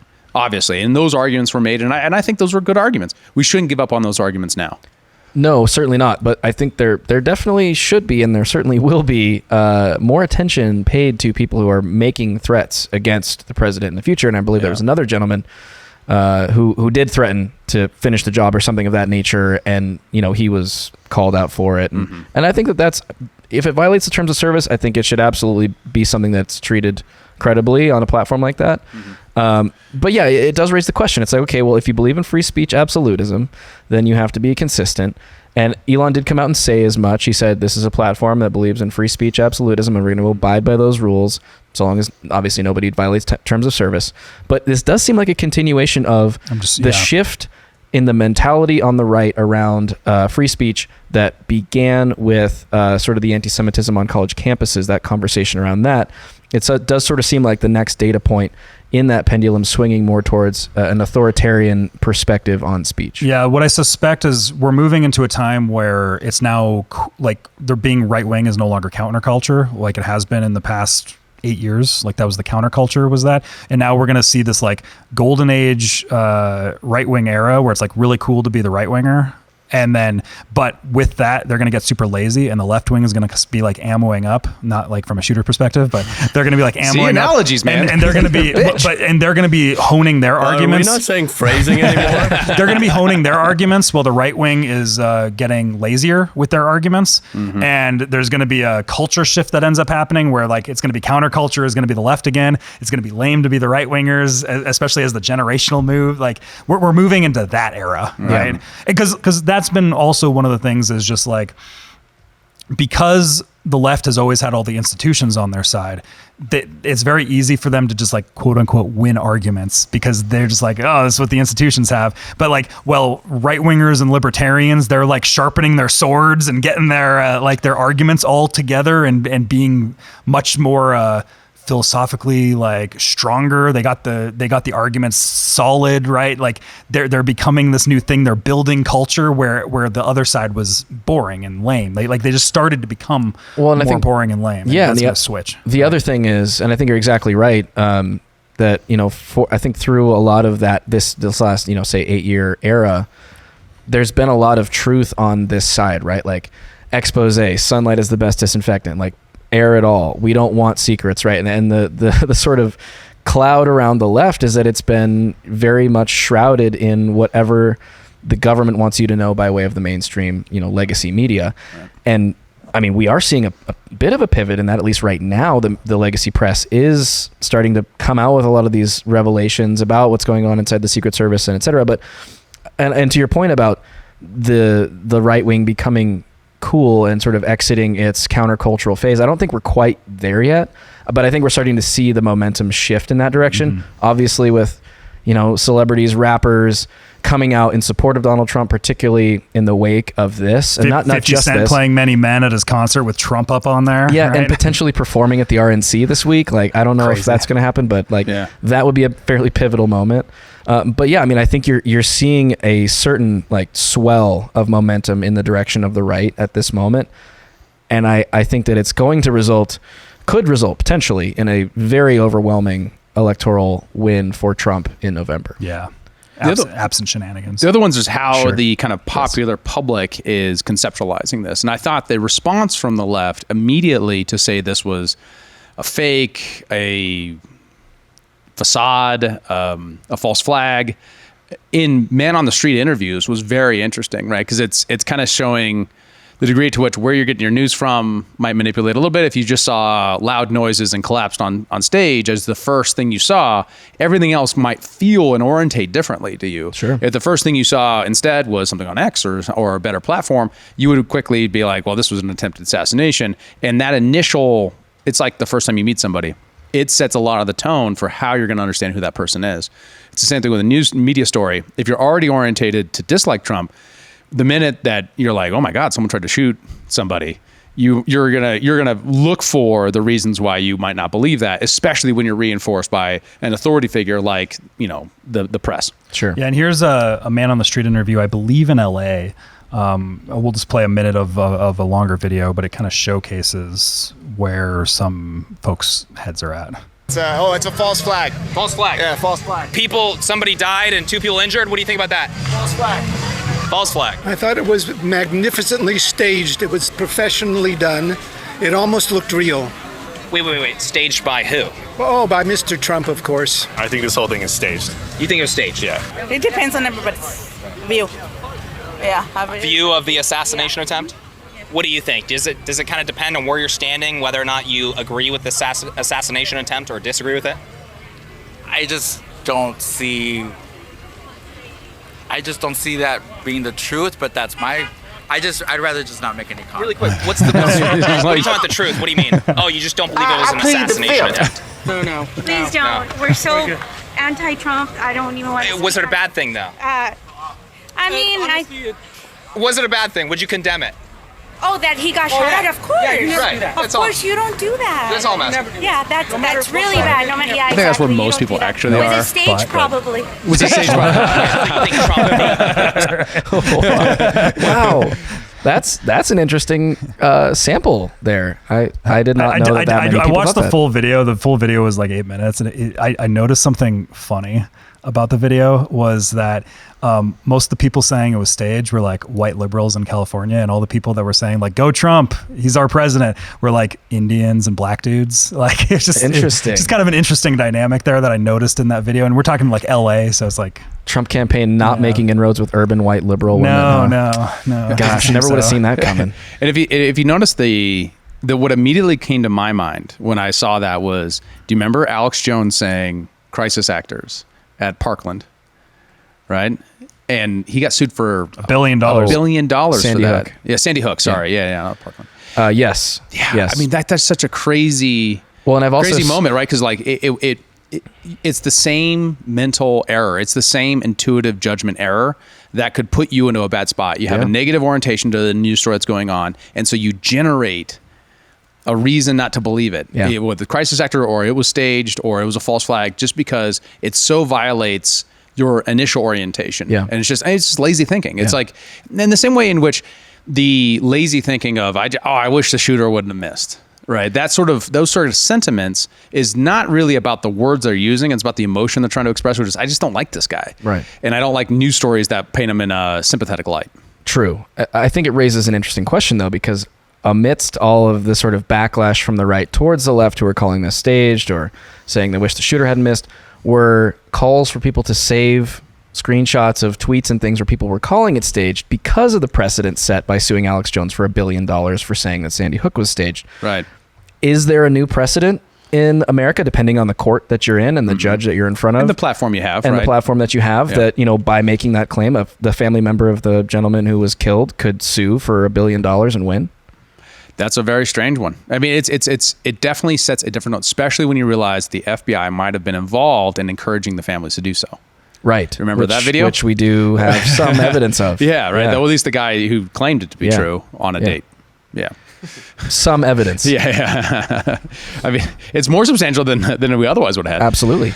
But it's, it's no smoking gun, but it is something. Interesting. Another one of the narratives that came out was the lady agents, and a lot of criticism of the lady agents. We need to circle back on this, because is that the right term? Am I using like a sexist term by saying lady agent? Is that okay? I think that's fine. It's probably agent fine. presenting as female. We can't assume, Kyle. We can't assume. Female. We'll go female. There we Female go. presenting female agents. agent. But what is a woman, though? Just to be clear. I'm not a biologist, Joe. How am I supposed to know? I plead It's the a fifth. complicated question. Okay, circling back. We're back at the shooting, right? At the attempted assassination. There were lady Secret Service agents on the stage, working in and around the skirmish, if you will, to get the president off the stage. One of whom has drawn particular attention and perhaps fame from this circumstance. Are we going to watch the escort of President Trump off the stage to sort of set the tone here? No. We just have to Take a look at what happened. Actually, is it this one? Which one is it? Let's start here. Yeah. This down. Throw this. All right, so you've got Secret Service agents swarming the stage. The president is on the deck. Here come all these big burly dudes. Take a look at what happened. It's unfortunate they don't show it, but it's from the angle from the side, and you see. Well, there's plenty of clips. I think this is what we were looking for. This is her unable to holster her gun. Okay, so there's 3 female Secret Service agents. No, this is it. Okay, so she's trying to get her sidearm back in the holster and missed, and then just like held it out there. Okay, now let's try again. Okay, she got it. There's also kind of a famous image of that particular agent. The one of her ducking behind. Where all the guys are on top of Trump, right? We need to find that. It's pertinent. That's also, I would prefer to see a video from that angle versus just that image of her ducking behind, because it's just like, you don't know what she did after. She could have been running. Yeah, I don't know. Anyway, there were a lot of narratives online that Well, to be clear, the agents that are dressed in suits like that, their specific job is not to attack the person attacking the president, is to cover the president, period. Correct. The guys who come out in the full body gear and like rush up on the stage and were like standing over everybody, those guys are your attack squad who's actually there to shoot the guy. Those are the guys with the long rifles. So the real argument here is a reduction in common sense standards to employ women for the aesthetics of having a female Secret Service agent at events, and whether or not that suits a particular social agenda, as opposed to if you have a 6'4" dude, big guy, can they actually be moved by this woman? Can they actually be physically stand in the way of a bullet of that person? And obviously she can't. Well, there's 2 questions there I think you just eliminated. One, is a more petite woman going to be able to physically move the president around? Right. Yeah. I'm not sure she's secondly, petite, but yeah. Okay. Well, short. Okay, I'll say that. Okay, there we go. Trying to Are be we not polite saying here. phrasing anymore? I'm trying to be polite. Give me a break. Secondly, is she big enough to guard him from being struck by a bullet? And the answer to that one is, of course, no. She's like 2 feet shorter than he is. Right. So, what is the actual function of that person in that role? Right. Is it and that's the thing that, from the agency. well, especially to have that person there when you're short on staff and not have someone on the building where the shooter came from. That was so obvious, so like, you're like, we can't put someone on the building. It's like, you got Secret Service agents just standing around, not doing anything of value. Put them up there. Yeah.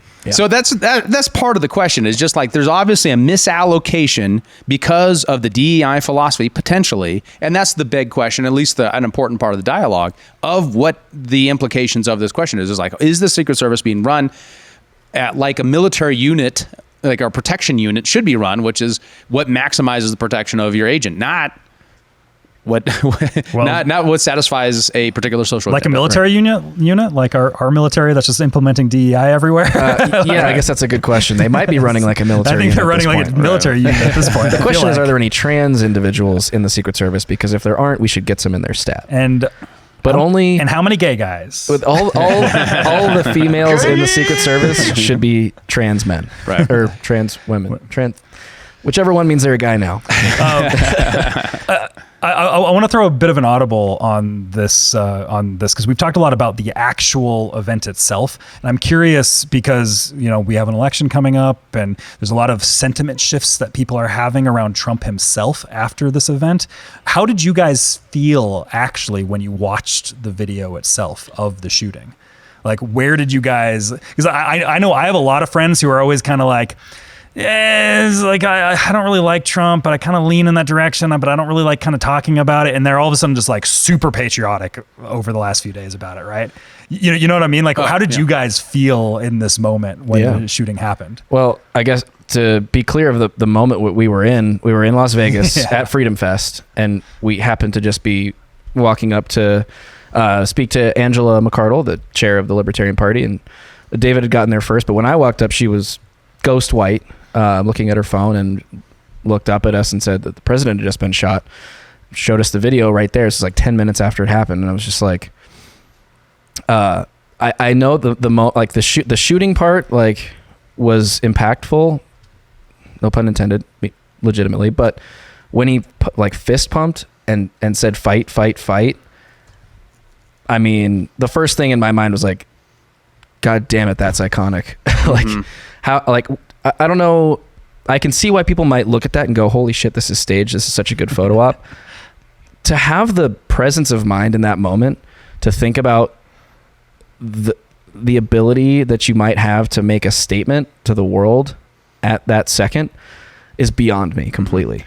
The physical courage, right? I mean, like, there's been a lot said about Trump's courage to go through the lawfare, to face all the criticism all over again, a lot of unfair criticism, bad faith criticism. But they don't know the shooter's down yet. They don't know for certain that there's not two shooters.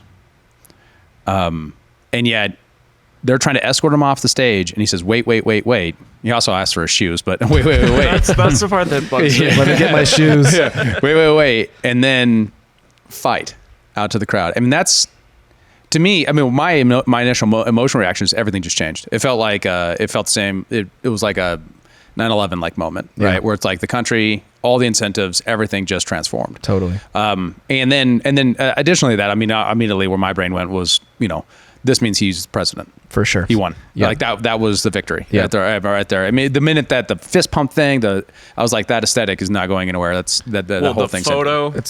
That's going to be one of the most iconic political photos for all time. Absolutely. Yeah, that one. Well, and you can see, God, I mean, it's just when he's just looking out of all the crowd with the blood on his face. I mean, you can't replicate that. There's no way.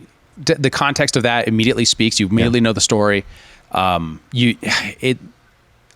then on top of that, like, what people are looking for in this moment is leadership, real leadership, right? And they don't feel uncertain about anyone that's in a leadership role. So to have someone who demonstrates not just theoretical courage or like that emotional or intellectual courage, but rather someone saying physical courage hits that animal instinct for like, oh, this is a real person.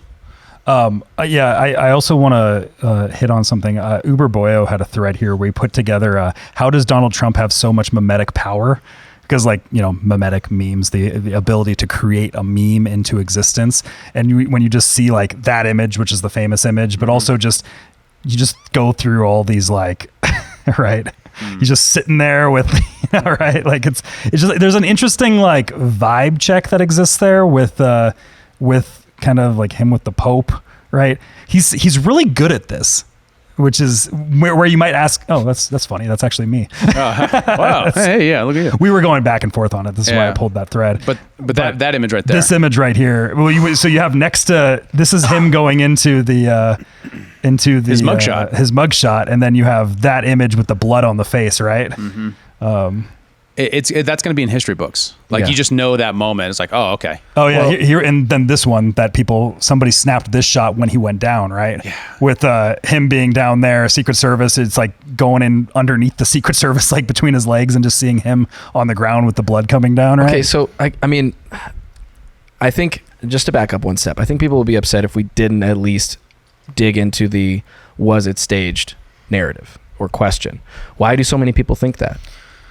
Looking at this, right? Like the media is so good. How is this photographer not like crouched, hiding, not wanting to get shot, right?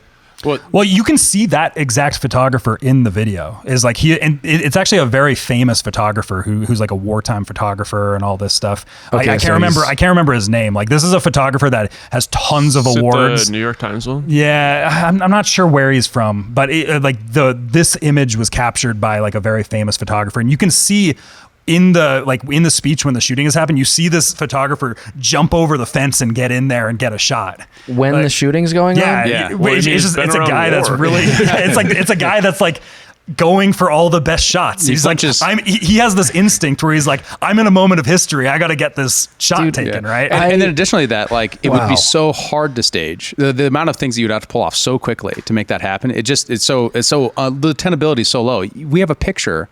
And this is even more amazing. I mean, it just shows like someone caught the bullet. Oh, passing by. Probably the airstream of the bullet disrupting the air current. That the bullet is flying at 2,800 feet per second, right? Something like that. Yeah. The likelihood that you happen to capture that very moment with the resolution to be able to, it's inconceivable. But when you have that many cameras all going off at the same time with that many people, you got people in the stand who, when the shots were going off, people were diving over their families and the other people were just like picking up the phones, you know?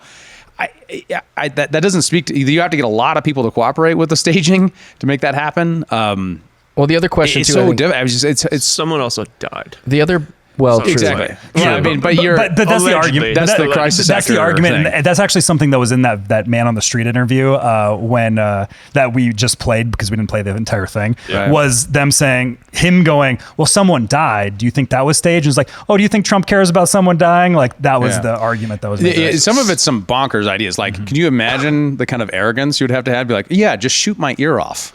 Yeah. Well, your ears are really close to your noggin, guys. No. That is the most ridiculous one. It's more conceivable that there's some sort of ballistic blood pack in his ear or the agent put something on his head. There's no chance in hell that Donald Trump is going to say, yeah, take a shot at me, but just barely nick me. That's the hard in thing. My head. Yeah. Like, I'm already winning in the polls. I don't need to almost die, he actually, or maybe potentially really die in order to get a photo op. He didn't need this for the election. After the Biden debate, it's so clear but now it's a where mandate. This is going. Right? Now it's a mandate. The difference is the size and scope of it, right? After Reagan's attempted assassination, he got a 20% bump in the polls. The prediction markets skyrocketed after this for good reason. Yeah, for the same period. On Polymarket, it went up to like 76% or something like that of Trump victory. So the immediacy, what it means for the American character and spirit and culture right now is enormous. So did he need that? No. And would it be worth the risk of getting caught? It doesn't make any sense. Yeah. Right. There's very little motive. There's very little means. And there's no material evidence of it. And you would think that if there were even a shadow of a doubt that it were staged, the legacy media would be all over trying to pull on all those threads and find out how it was. Yeah. But they obviously can't publicize anything like that yet. They may be digging and trying to find stuff to figure out if it was staged, but it would also be incredibly callous of them to do so with the fact that there are actual casualties from this event. And confirmed casualties too. It's not like a mysterious person we haven't been able to figure out. We know way more about the guy who died than the actual shooter. Which is if they did, would the victim's family be able to sue them for $1 billion? In theory. Yeah. Also, there is legal precedent. I actually do feel like Biden has benefited from this because no one's talking about the debate anymore.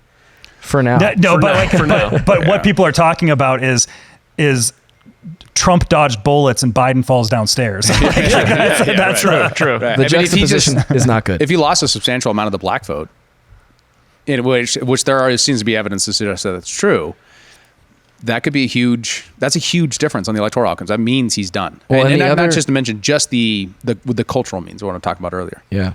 Well, the other piece of it too for Biden is that the conversation went from there's no way I'm backing out, there's no way I'm dropping out, to just recently he announced if a medical, condition emerges, I would consider dropping out. Well, he has COVID today. So it seems like the Democrats are like, shit, we are so screwed. We have to figure out a way to get this something guy I out of also here. want to throw on the mimetic side of Donald Trump's power of these images too. A lot of people compared Donald Trump to Julius Caesar, and guess whose birthday it was that day when he got shot? Get out of here. It's Julius Caesar's birthday. False flag. False flag. I did see. I have another tweet here from Uber Boyo, who was on a rampage that night. The fake CNN headline, it's like Julius Caesar injured in group hug. Just punking on the media. Yeah. JFK falls out of car in Dallas. Yeah. JFK makes a mess of his wife's dress in convertible. How about let's start to put a pin on this and move on to the JD Vance stuff. I have one thing that I would like to show you guys just as part of the cooling down the temperature. Biden had some important words for us on how we handle our differences here in America. But in America, we resolve our differences at the battle box. That's how we do it, at the battle box, not with bullets. But in America, one more time. Our difference One at more the time. battle box. What's funny is in the speech, he actually does it twice. He says battle box twice. It's amazing. Yeah, he just did it. He went and said it again. And what you said, Kyle, was so funny. Like someone watched that and said, "That's good enough." That was pre-recorded. Yeah, no, it wasn't live. They didn't say that's good enough. They said that's the best we're gonna get. Oh man, that was the thing, because I remember I saw so many people on Twitter saying like it's important to remember that they're not doing this live and they're purposely doing it pre-recorded. And then when I saw that, I was like, yep, that's everything you got to know about the Biden administration. And that is the juxtaposition we find ourselves in right now, with Donald Trump surviving an assassination and Joe Biden settling things at the battle box, which I have to say, whoever cut together the battle bots show with him saying that, just absolute gold, you guys. Took me right back. All right, so Trump picks Ohio Senator JD Vance as VP. Now, for a lot of folks, they don't know who JD Vance is. He's kind of an up-and-comer, but very new. I mean, he ironically, senator. Guess who? How old is he? 33. 39. Yeah, he's kidding. Yeah, that would have been Illuminati. He's old. He can't run for president at that age. Yeah, he's super old. 39. 39, yeah. How old are you, David? Damn, that's like he's my age. Man, he was born in like the 60s? Oh my God, you gave that. Yes. It makes its Thank debut. you. That one's for you, Kaylee. Yeah, okay. So, originally from Kentucky, moved to Ohio, U.S. Marine, Yale Law School after that. He got a career in tech and law. He was a New York Times bestselling author of Hillbilly Elegy. Hillbilly Elegy. Hillbilly Elegy. Did I say elegy? Yes. Which turned into a Ron Howard movie option. Oh. Yeah. And then at age 38, he won a U.S. Senate seat with Trump endorsement against Club for Growth. Very interesting. And that's an important part to understand about him, to understand what he means as VP. Yeah, can you clarify that? What's that all about? Club for Growth is a faction of funding and 501c3, C4 faction of the GOP. Classical funders of major campaigns. I wouldn't consider them as like neocon, right? They typically stay out of foreign policy, but they're very pro-free trade and very pro, lower corporate tax rate, lower taxes overall, simpler tax code, less regulation type faction of the GOP. Yeah. I wouldn't say they're a relatively good actor in the GOP sphere. They don't throw mud, but they do come in against people that they feel like are threatened to large corporation, big power. And so you said that they did not endorse JD Vance. Yeah, it spent a lot against him in the primary. In his Senate race? Yes. Okay, gotcha. Yeah. So he does not necessarily have the backing of sort of at least the big corporate interests, the traditional like legacy corporate interests, you might say, within the Republican Party. Yeah, so there's a couple different ways to think of corporate interest within the GOP elite. These are the more free market, free trade, and free enterprise folks. They're more principled than some and less principled than maybe others. Sure. Would be the way to think about it. And he also came in quite anti-Trump in his initial tweeting patterns, at least. And live interviews. Also live interviews. And the important thing to understand that a lot of that was before he ran. When Hillbilly Elegy, yeah. I can do words. Got the best words. Thank you. I know words. I had the best words. I'm using that a lot today. Those sorts of things are.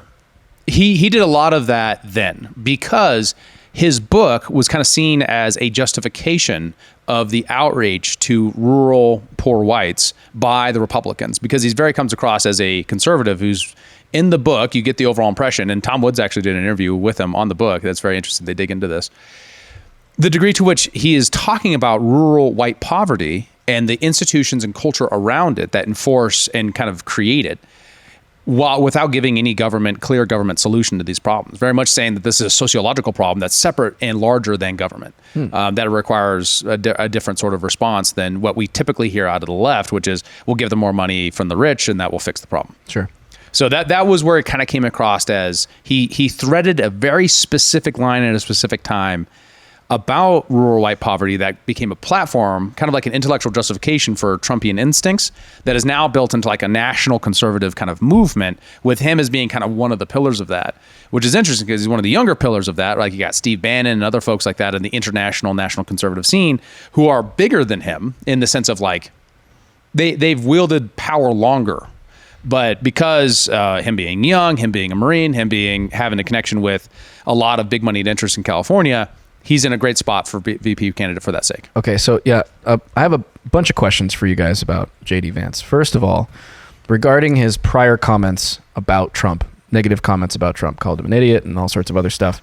He was sort of a never Trumper at a particular time. Yeah, said some very harsh things. A lot of people are concerned about that. They're like, he's a flip-flopper. We can't trust him. Mm-hmm. Is there room for someone in politics to change their mind gracefully and mean it? I suspect he's a bit of an empty vessel. Okay, tell me more. That's my suspicion. You think he's not genuine in his newfound appreciation for Trump?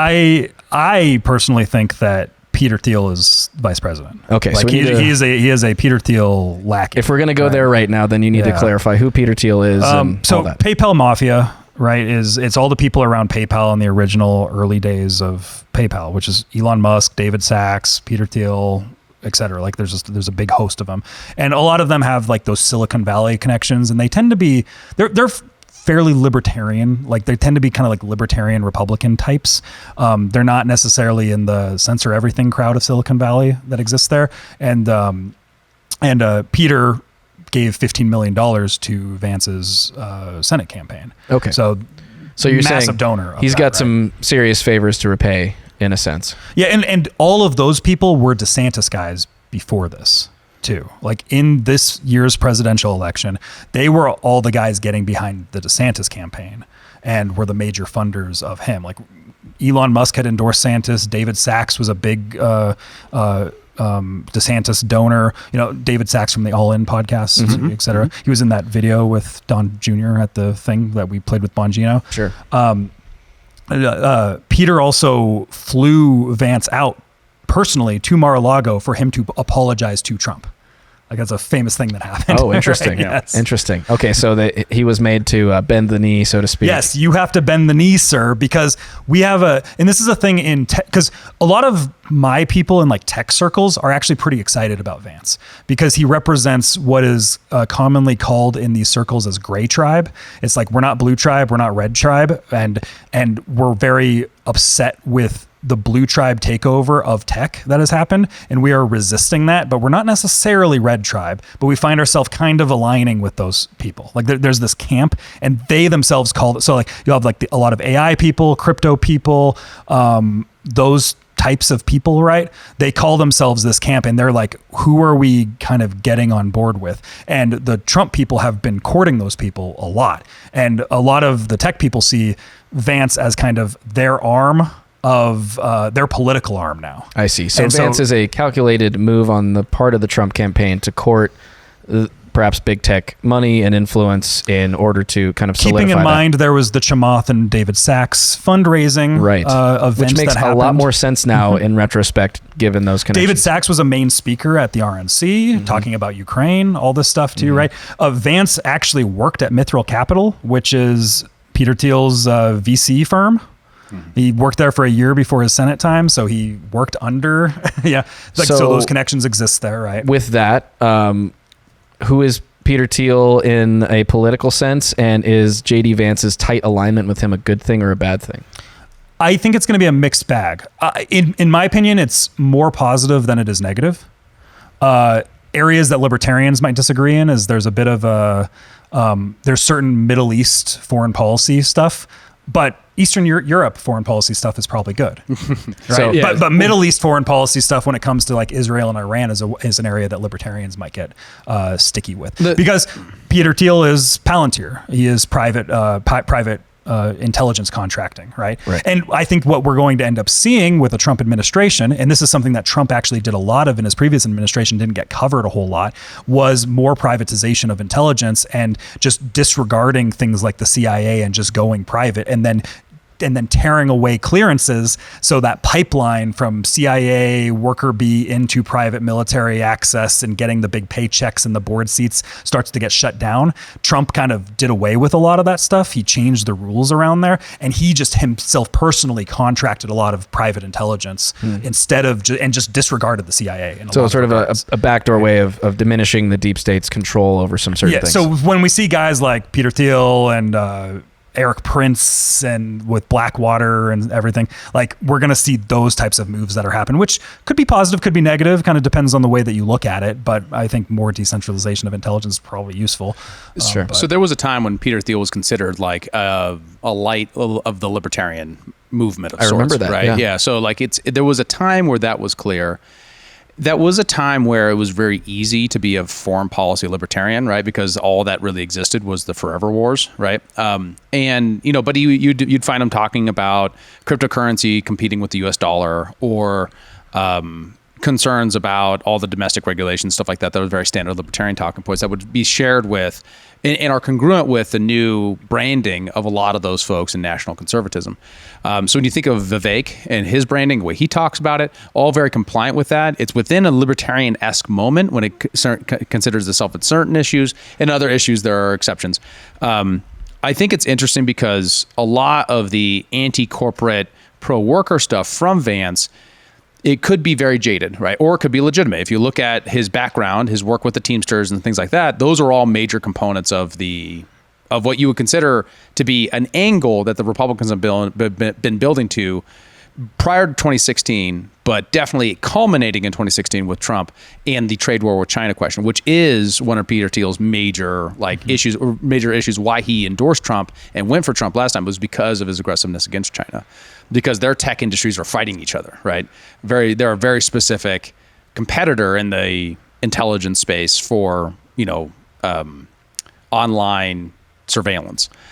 So there's all kinds of reasons why Thiel would want to do that. And I think philosophical reasons, they're a communist dictatorship who hates freedom and all that kind of stuff too. It's also worth mentioning just the PayPal mafia connections. Elon Musk is part of the PayPal mafia. He's part of this clique that exists. It's important to view things in politics in terms of factions often, or cults, or whatever you want. They're all the same thing. Mafias, cults, factions, synonymous to me, really, whenever I use those. Parties. Yeah, party is actually even a different level, I think. Sure. Like we're talking just kind of, there's a culture here that exists that is trying to influence different vehicles of power.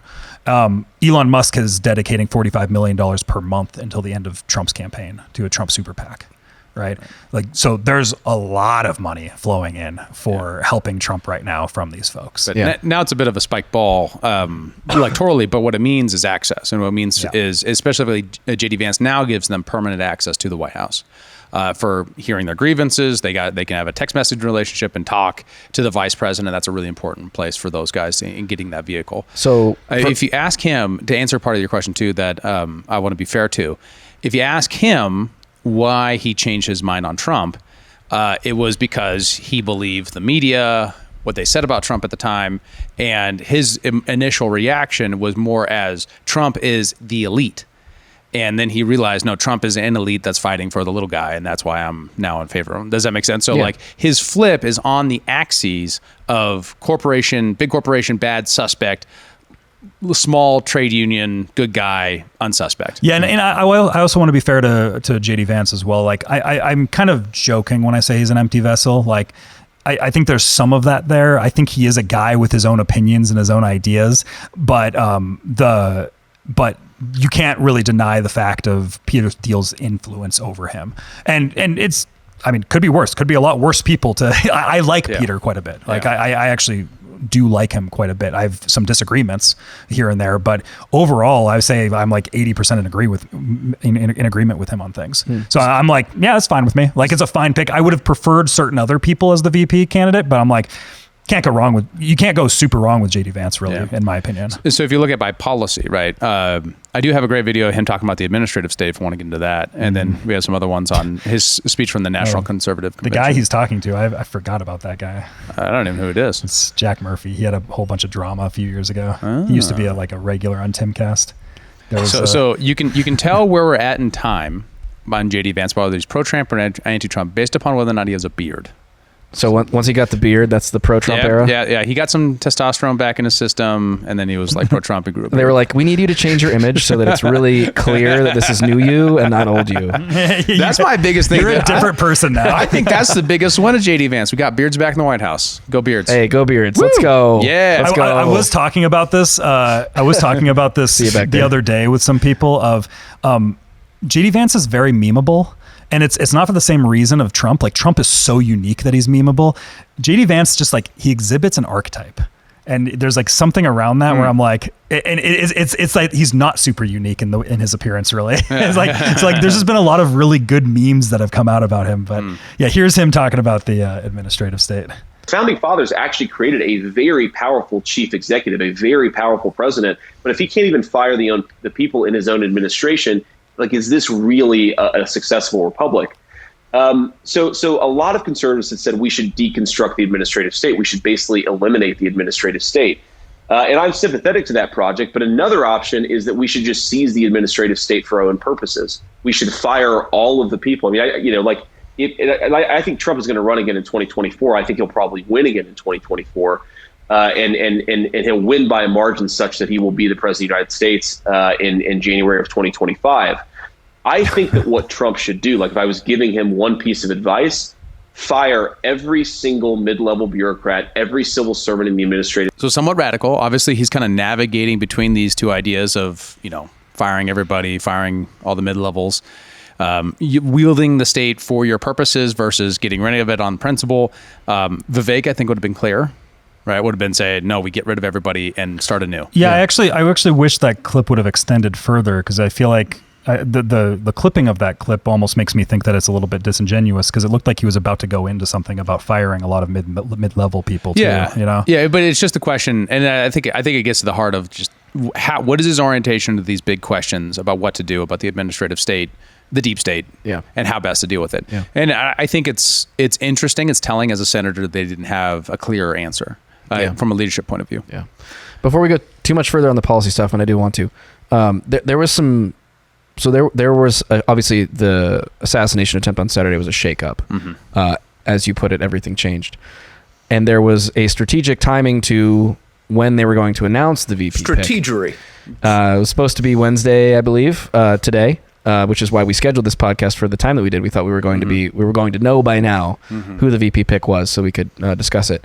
They ended up advancing that to Monday. Mm-hmm. And so the strategy around this is sort of interesting. There was a narrative that knowing who the VP is going to be, who the nominee is, was an insurance policy for Trump. Because should he be killed without a clear direction as to who he is picked to be his VP, there's not really a clear direction for the party as to who to endorse, who to put their energy behind going into the general election, which is looming. How does JD Vance work into that strategy? Some of the scuttlebutt I've heard of the picking of JD Vance too, though, and this is again this could be obfuscation of how the process went.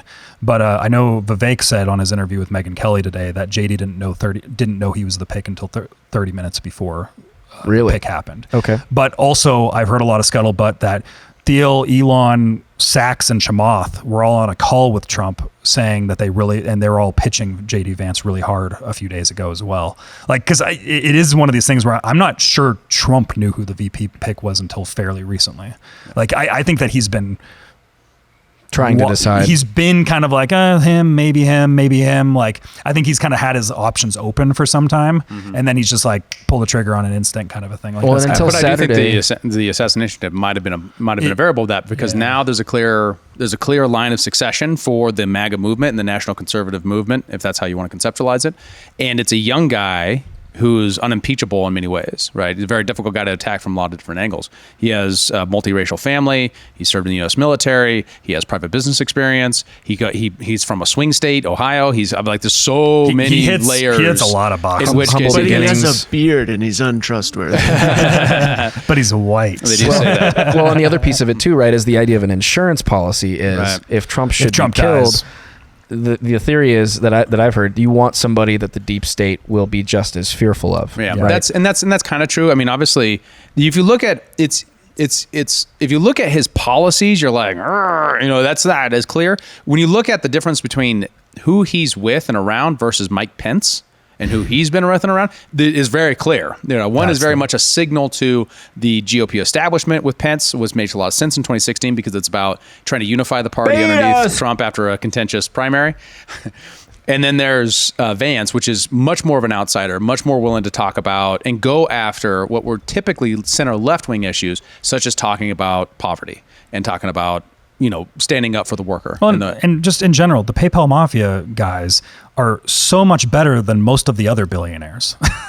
Like, if that's who he's in the pocket of, I'm like, okay, that's fine with me. Like, especially in comparison to Pence, he's like, yeah, take this every day.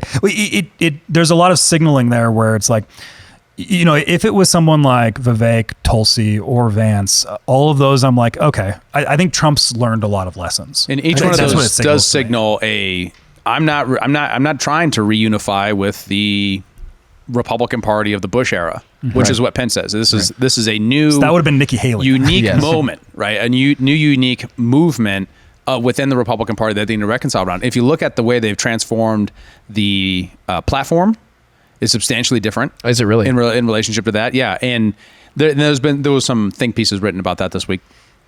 So I really see this as a symbol of like, no, there's a my thing now, and this is my party now, and this is the direction we're heading. We've created a new tent. There is a new tent here. Interesting. Part of me did think he'd go Vivek because after the assassination, I felt like he could have done anything, and his voters would have stuck with him. That is one of those things, because one of the hardest parts about Vivek, I think, was just like he's new, he's all that type of stuff. Like, he's not as seasoned. I do hope he's in the cabinet though, and doesn't go for Vance's seat. I want him in the White House. That's a lot of talk that's happening. Is Vance's seat is where Vivek lives. Yeah. They actually went to college together. They went to law school together, apparently, and they used to hang out at dive bars and watch college football games. Yeah. That's crazy. Yeah. Apparently, that's just kind of funny. Should have went to Yale, Joe. Should have went to Yale. Well, better luck next life. So, you want to get into his policy or no? Yeah, I mean, I think that's fine. In fact, my next question was going to be, talk to me about his foreign policy. Yeah, so foreign policy. That's a long one. That really hold on. That's good. It means to tighten it up a little bit. You gotta wait on for an extra second there. So broadly, I have a short clip that kind of describes his general foreign policy, which I used a different clip than what most people do for this because I think it better actually articulates within the American cultural experience. The shorthand of it, he's closer to realism, but he has a particular way of articulating, I think is compatible with his other views that I think rounds out better a vision of what he's about. Okay.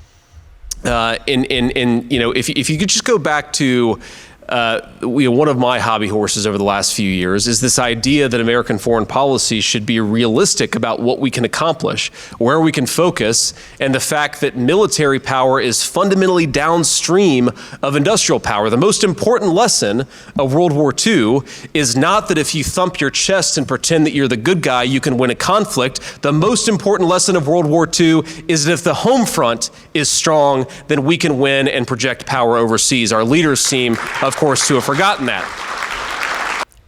So you see to me like there's so much about the industrial base. There's so much about the way he orientates things. Like that's America first, right? We got to be about us first, and then if we're going to be generous to the world, we can be. Which I think is on the margin much better than a neoconservative, right? And a lot of people are calling him neoconservative because of his ways talked about Israel, which is a standard GOP way of talking about Israel. The way he's talked about Iran, which is very similar. I mean, that was the first thing I heard from him as far as foreign policy goes from day one of the RNC, where he's talking about, if we're going to go after Iran, these weak little bombing runs aren't going to cut it. We need to go in and we need to punch him in the face, kind of thing. Well, I wasn't thrilled to hear that. I'll just say, as someone who was like a non-interventionist, I'm like, that's just not a great start for me. This is the gripe that the neoconservatism actually means something, and it doesn't just mean I want to bomb everything. Like neoconservatism is an actual line of thought that is like a culture within it, and it comes out of a actual specific lineage of an ideology. Where a lot of times libertarians, they look at somebody has a disagreement with somebody on foreign policy, and they're just like, oh, neoconservative. It's like JD Vance is not in with the neoconservatives. He is not in that camp. He might have some areas where a foreign policy where it overlaps, but they're not the same people. And that's a very important distinction. Like Peter Thiel is not a neoconservative, right? David Sachs is definitely not a neoconservative, but he's in this camp also, right? But they have kind of certain connections to Israel that I think influence certain Middle Eastern policy. I mean, they're all Ashkenazi Jews, right? Like I think we can just notice that, right? Who are? I'm sorry. A lot of the PayPal people, they have those connections to those people. So I think that influences some of their foreign policy in that region. But when it comes to places like Ukraine, they're not neoconservatives at all. You cannot. They are completely different, right? So it's be careful.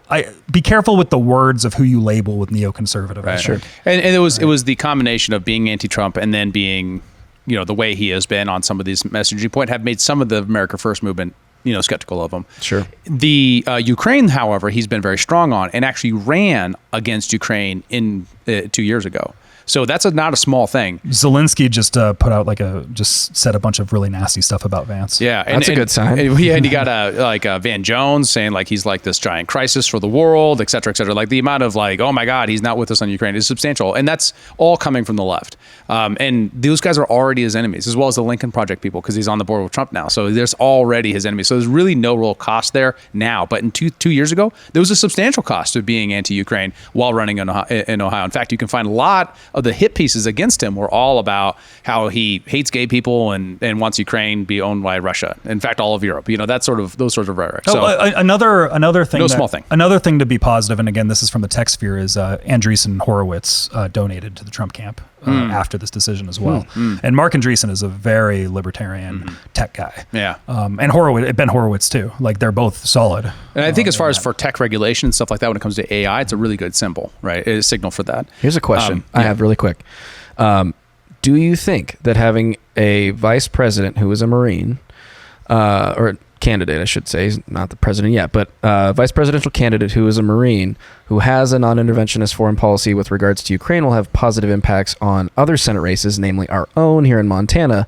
Should that be cover for a guy like Tim Sheehy to adjust his idea of foreign policy with regard to Ukraine and other places? I think he's already kind of been forced to tone things down quite a bit.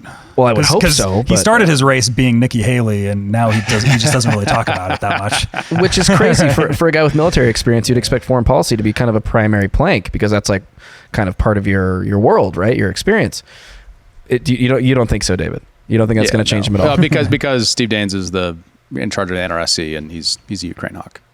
Is Steve Daines has he just turned evil? No, it's not as evil. It's just that he's comes from a very specific school of thinking about Russia relations because of certain relationships he's had in his life that have led him in that direction. And he thinks that that's the right position for the future of America. I believe he believes it, really do. I think he's wrong. I think all of those guys are wrong about that. But it's a lot closer to how to articulate, oh God, who am I thinking of? Ivy League black girl who was Secretary of State for Condoleezza Rice. Yes, Condoleezza Rice. Same school of thought. Yeah. That's how you can conceptualize that. In the supremacist place, right, where the goal of American foreign policy is to create a world empire in which you are the top dog forever. that idea is still there, right? And it's still like that. The maintenance of that is the number one policy goal of a certain amount of people, and that's how to conceptualize Condoleezza Rice's view of the world. I don't think that's necessarily where the national conservatives are at. They see America as a country amongst many that are in competition under a rational calculus of a realistic-based calculus with certain countries, but not all countries, and therefore, have a different policy path. But they're not non-interventionists, right? They're realists. Closer to realism than we are, than the national conservatives are, or than the neocons are, but further from a pro-peace candidate than we are. I think is maybe how to think about it. And it's very clear when you look at his text messages that got leaked. You want to go into those? JD Vance's. Yes, let's check it out. I was pulling something up. I love some juicy goss. I think this really demonstrates his mental model of the world, at least to the degree that he has influences around him that are telling him some, I think, very interesting things. So this is text message thread with JD Vance. And who? I'm not sure who's on the other side of this. Johnson thought one. No, I don't think it's him. Okay. So the blue is somebody talking to somebody JD. else and not JD Vance. So gray is JD Vance here. Okay, so we've got Kyle. Why don't you read the other one? I'll read JD Vance. The new head of Ukraine military is one of ours. All of the Ukrainian military worked for Bibi until we got them out. What is the GOP Bibi problem? He compromises people, hacks their phones, sets them up with women, uses Pegasus on our assets. You know as well as I do that I have been controversialized because of the Israelis. We took out McCarthy. Next up is jailing Menendez. So we took out McCarthy suggests that this person probably is either in the house or around the house. I see. Yeah. So Vance says, if the GOP listened to Bibi, we wouldn't have invaded Iraq, wouldn't have done nation building in Afghanistan, and wouldn't be threatening a war with Iran. That's what he thinks. That's what he believes, yeah. Then the response is, this is categorically false in every respect. Bibi supported the war in Iraq and in Afghanistan. Who is educating you on this stuff? Haha, dude. Israel was against the war in Iraq because they believed rightly it would empower Iran. I read news stories all the time. Bibi favors sanctioning Iran to create a black market. Right now, while half of the GOP agitates for war in Iraq, the Israelis sound like calm statesmen and avoid efforts to blame the Hamas attack on Iran. Wow, we have a lot of these. Are we going to... This is the last one. Who is a bit of a... Bibi... So he can give that oil to China at a cheaper price. Well, then he just says, yeah, we can stop there. Okay, interesting. Yeah, we can stop there. Yeah, so it's...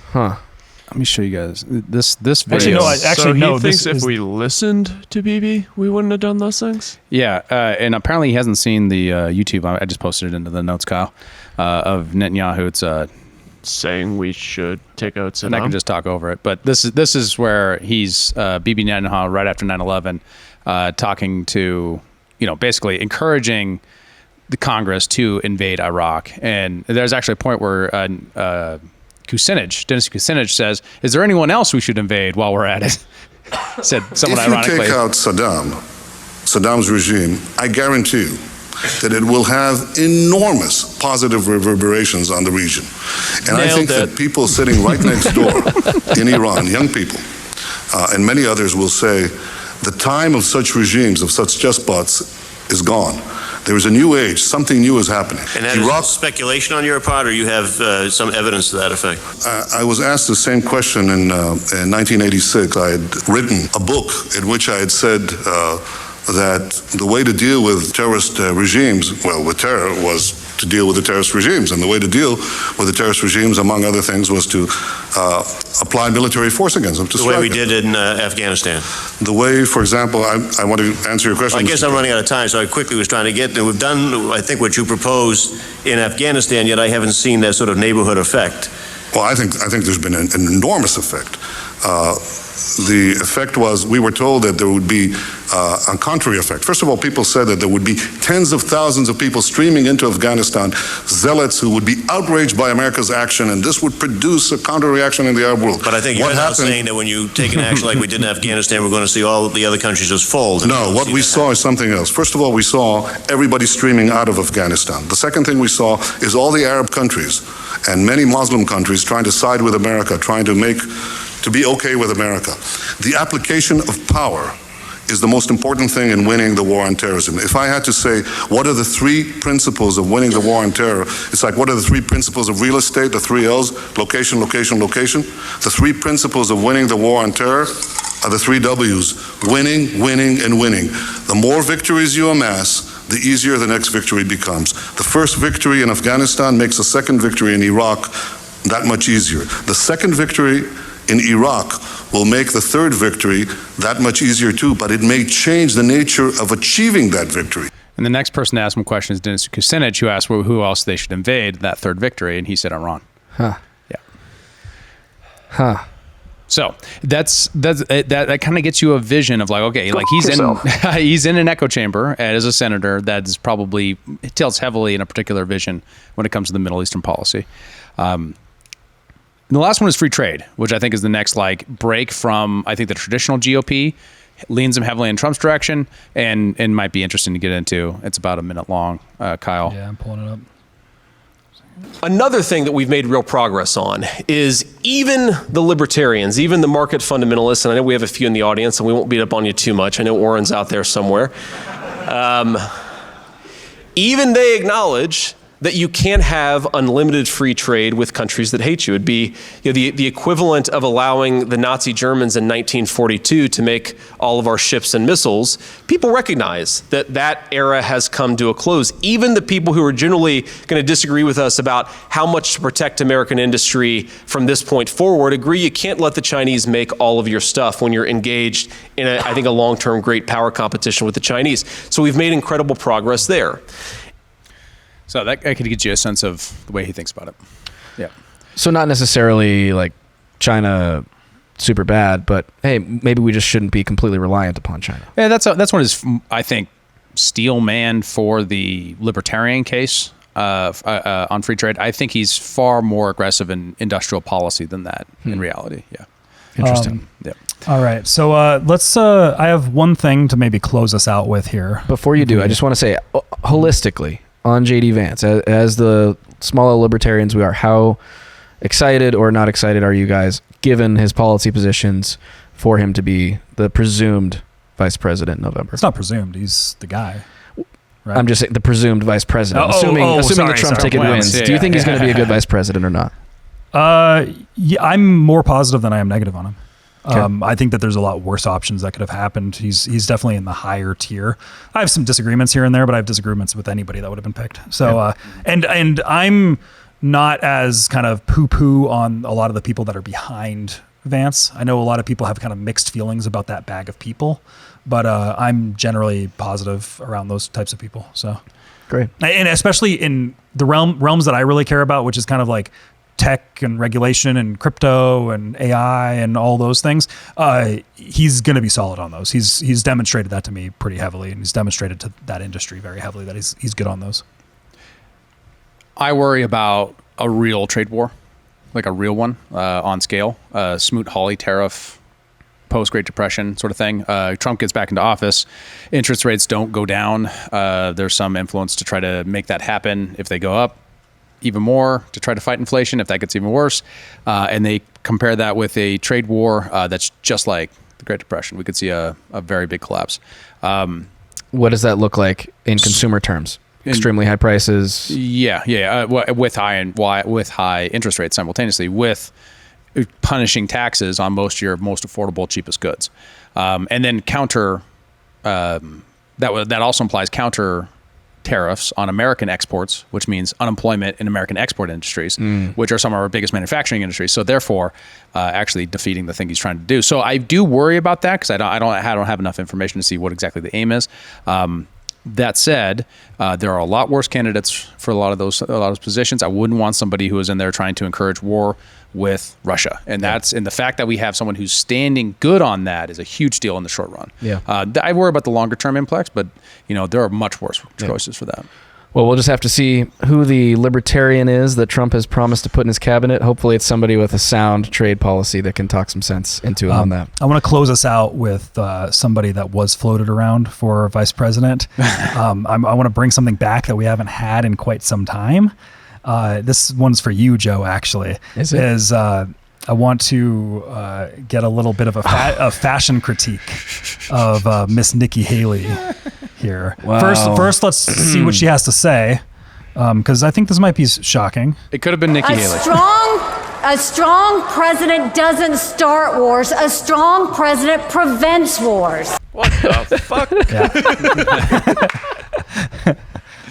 That is rich. I also want to preface the speech is there was a point, I didn't pull this clip, but there was a point where she said, when Donald Trump asked me to speak here, he wanted me to speak about unity, and the camera actually panned to Trump, and you can make out what his lips are saying. He's just like, I didn't ask her, she asked me. She asked to speak. Yeah, she asked to speak. And then he said, and then he goes, here we go.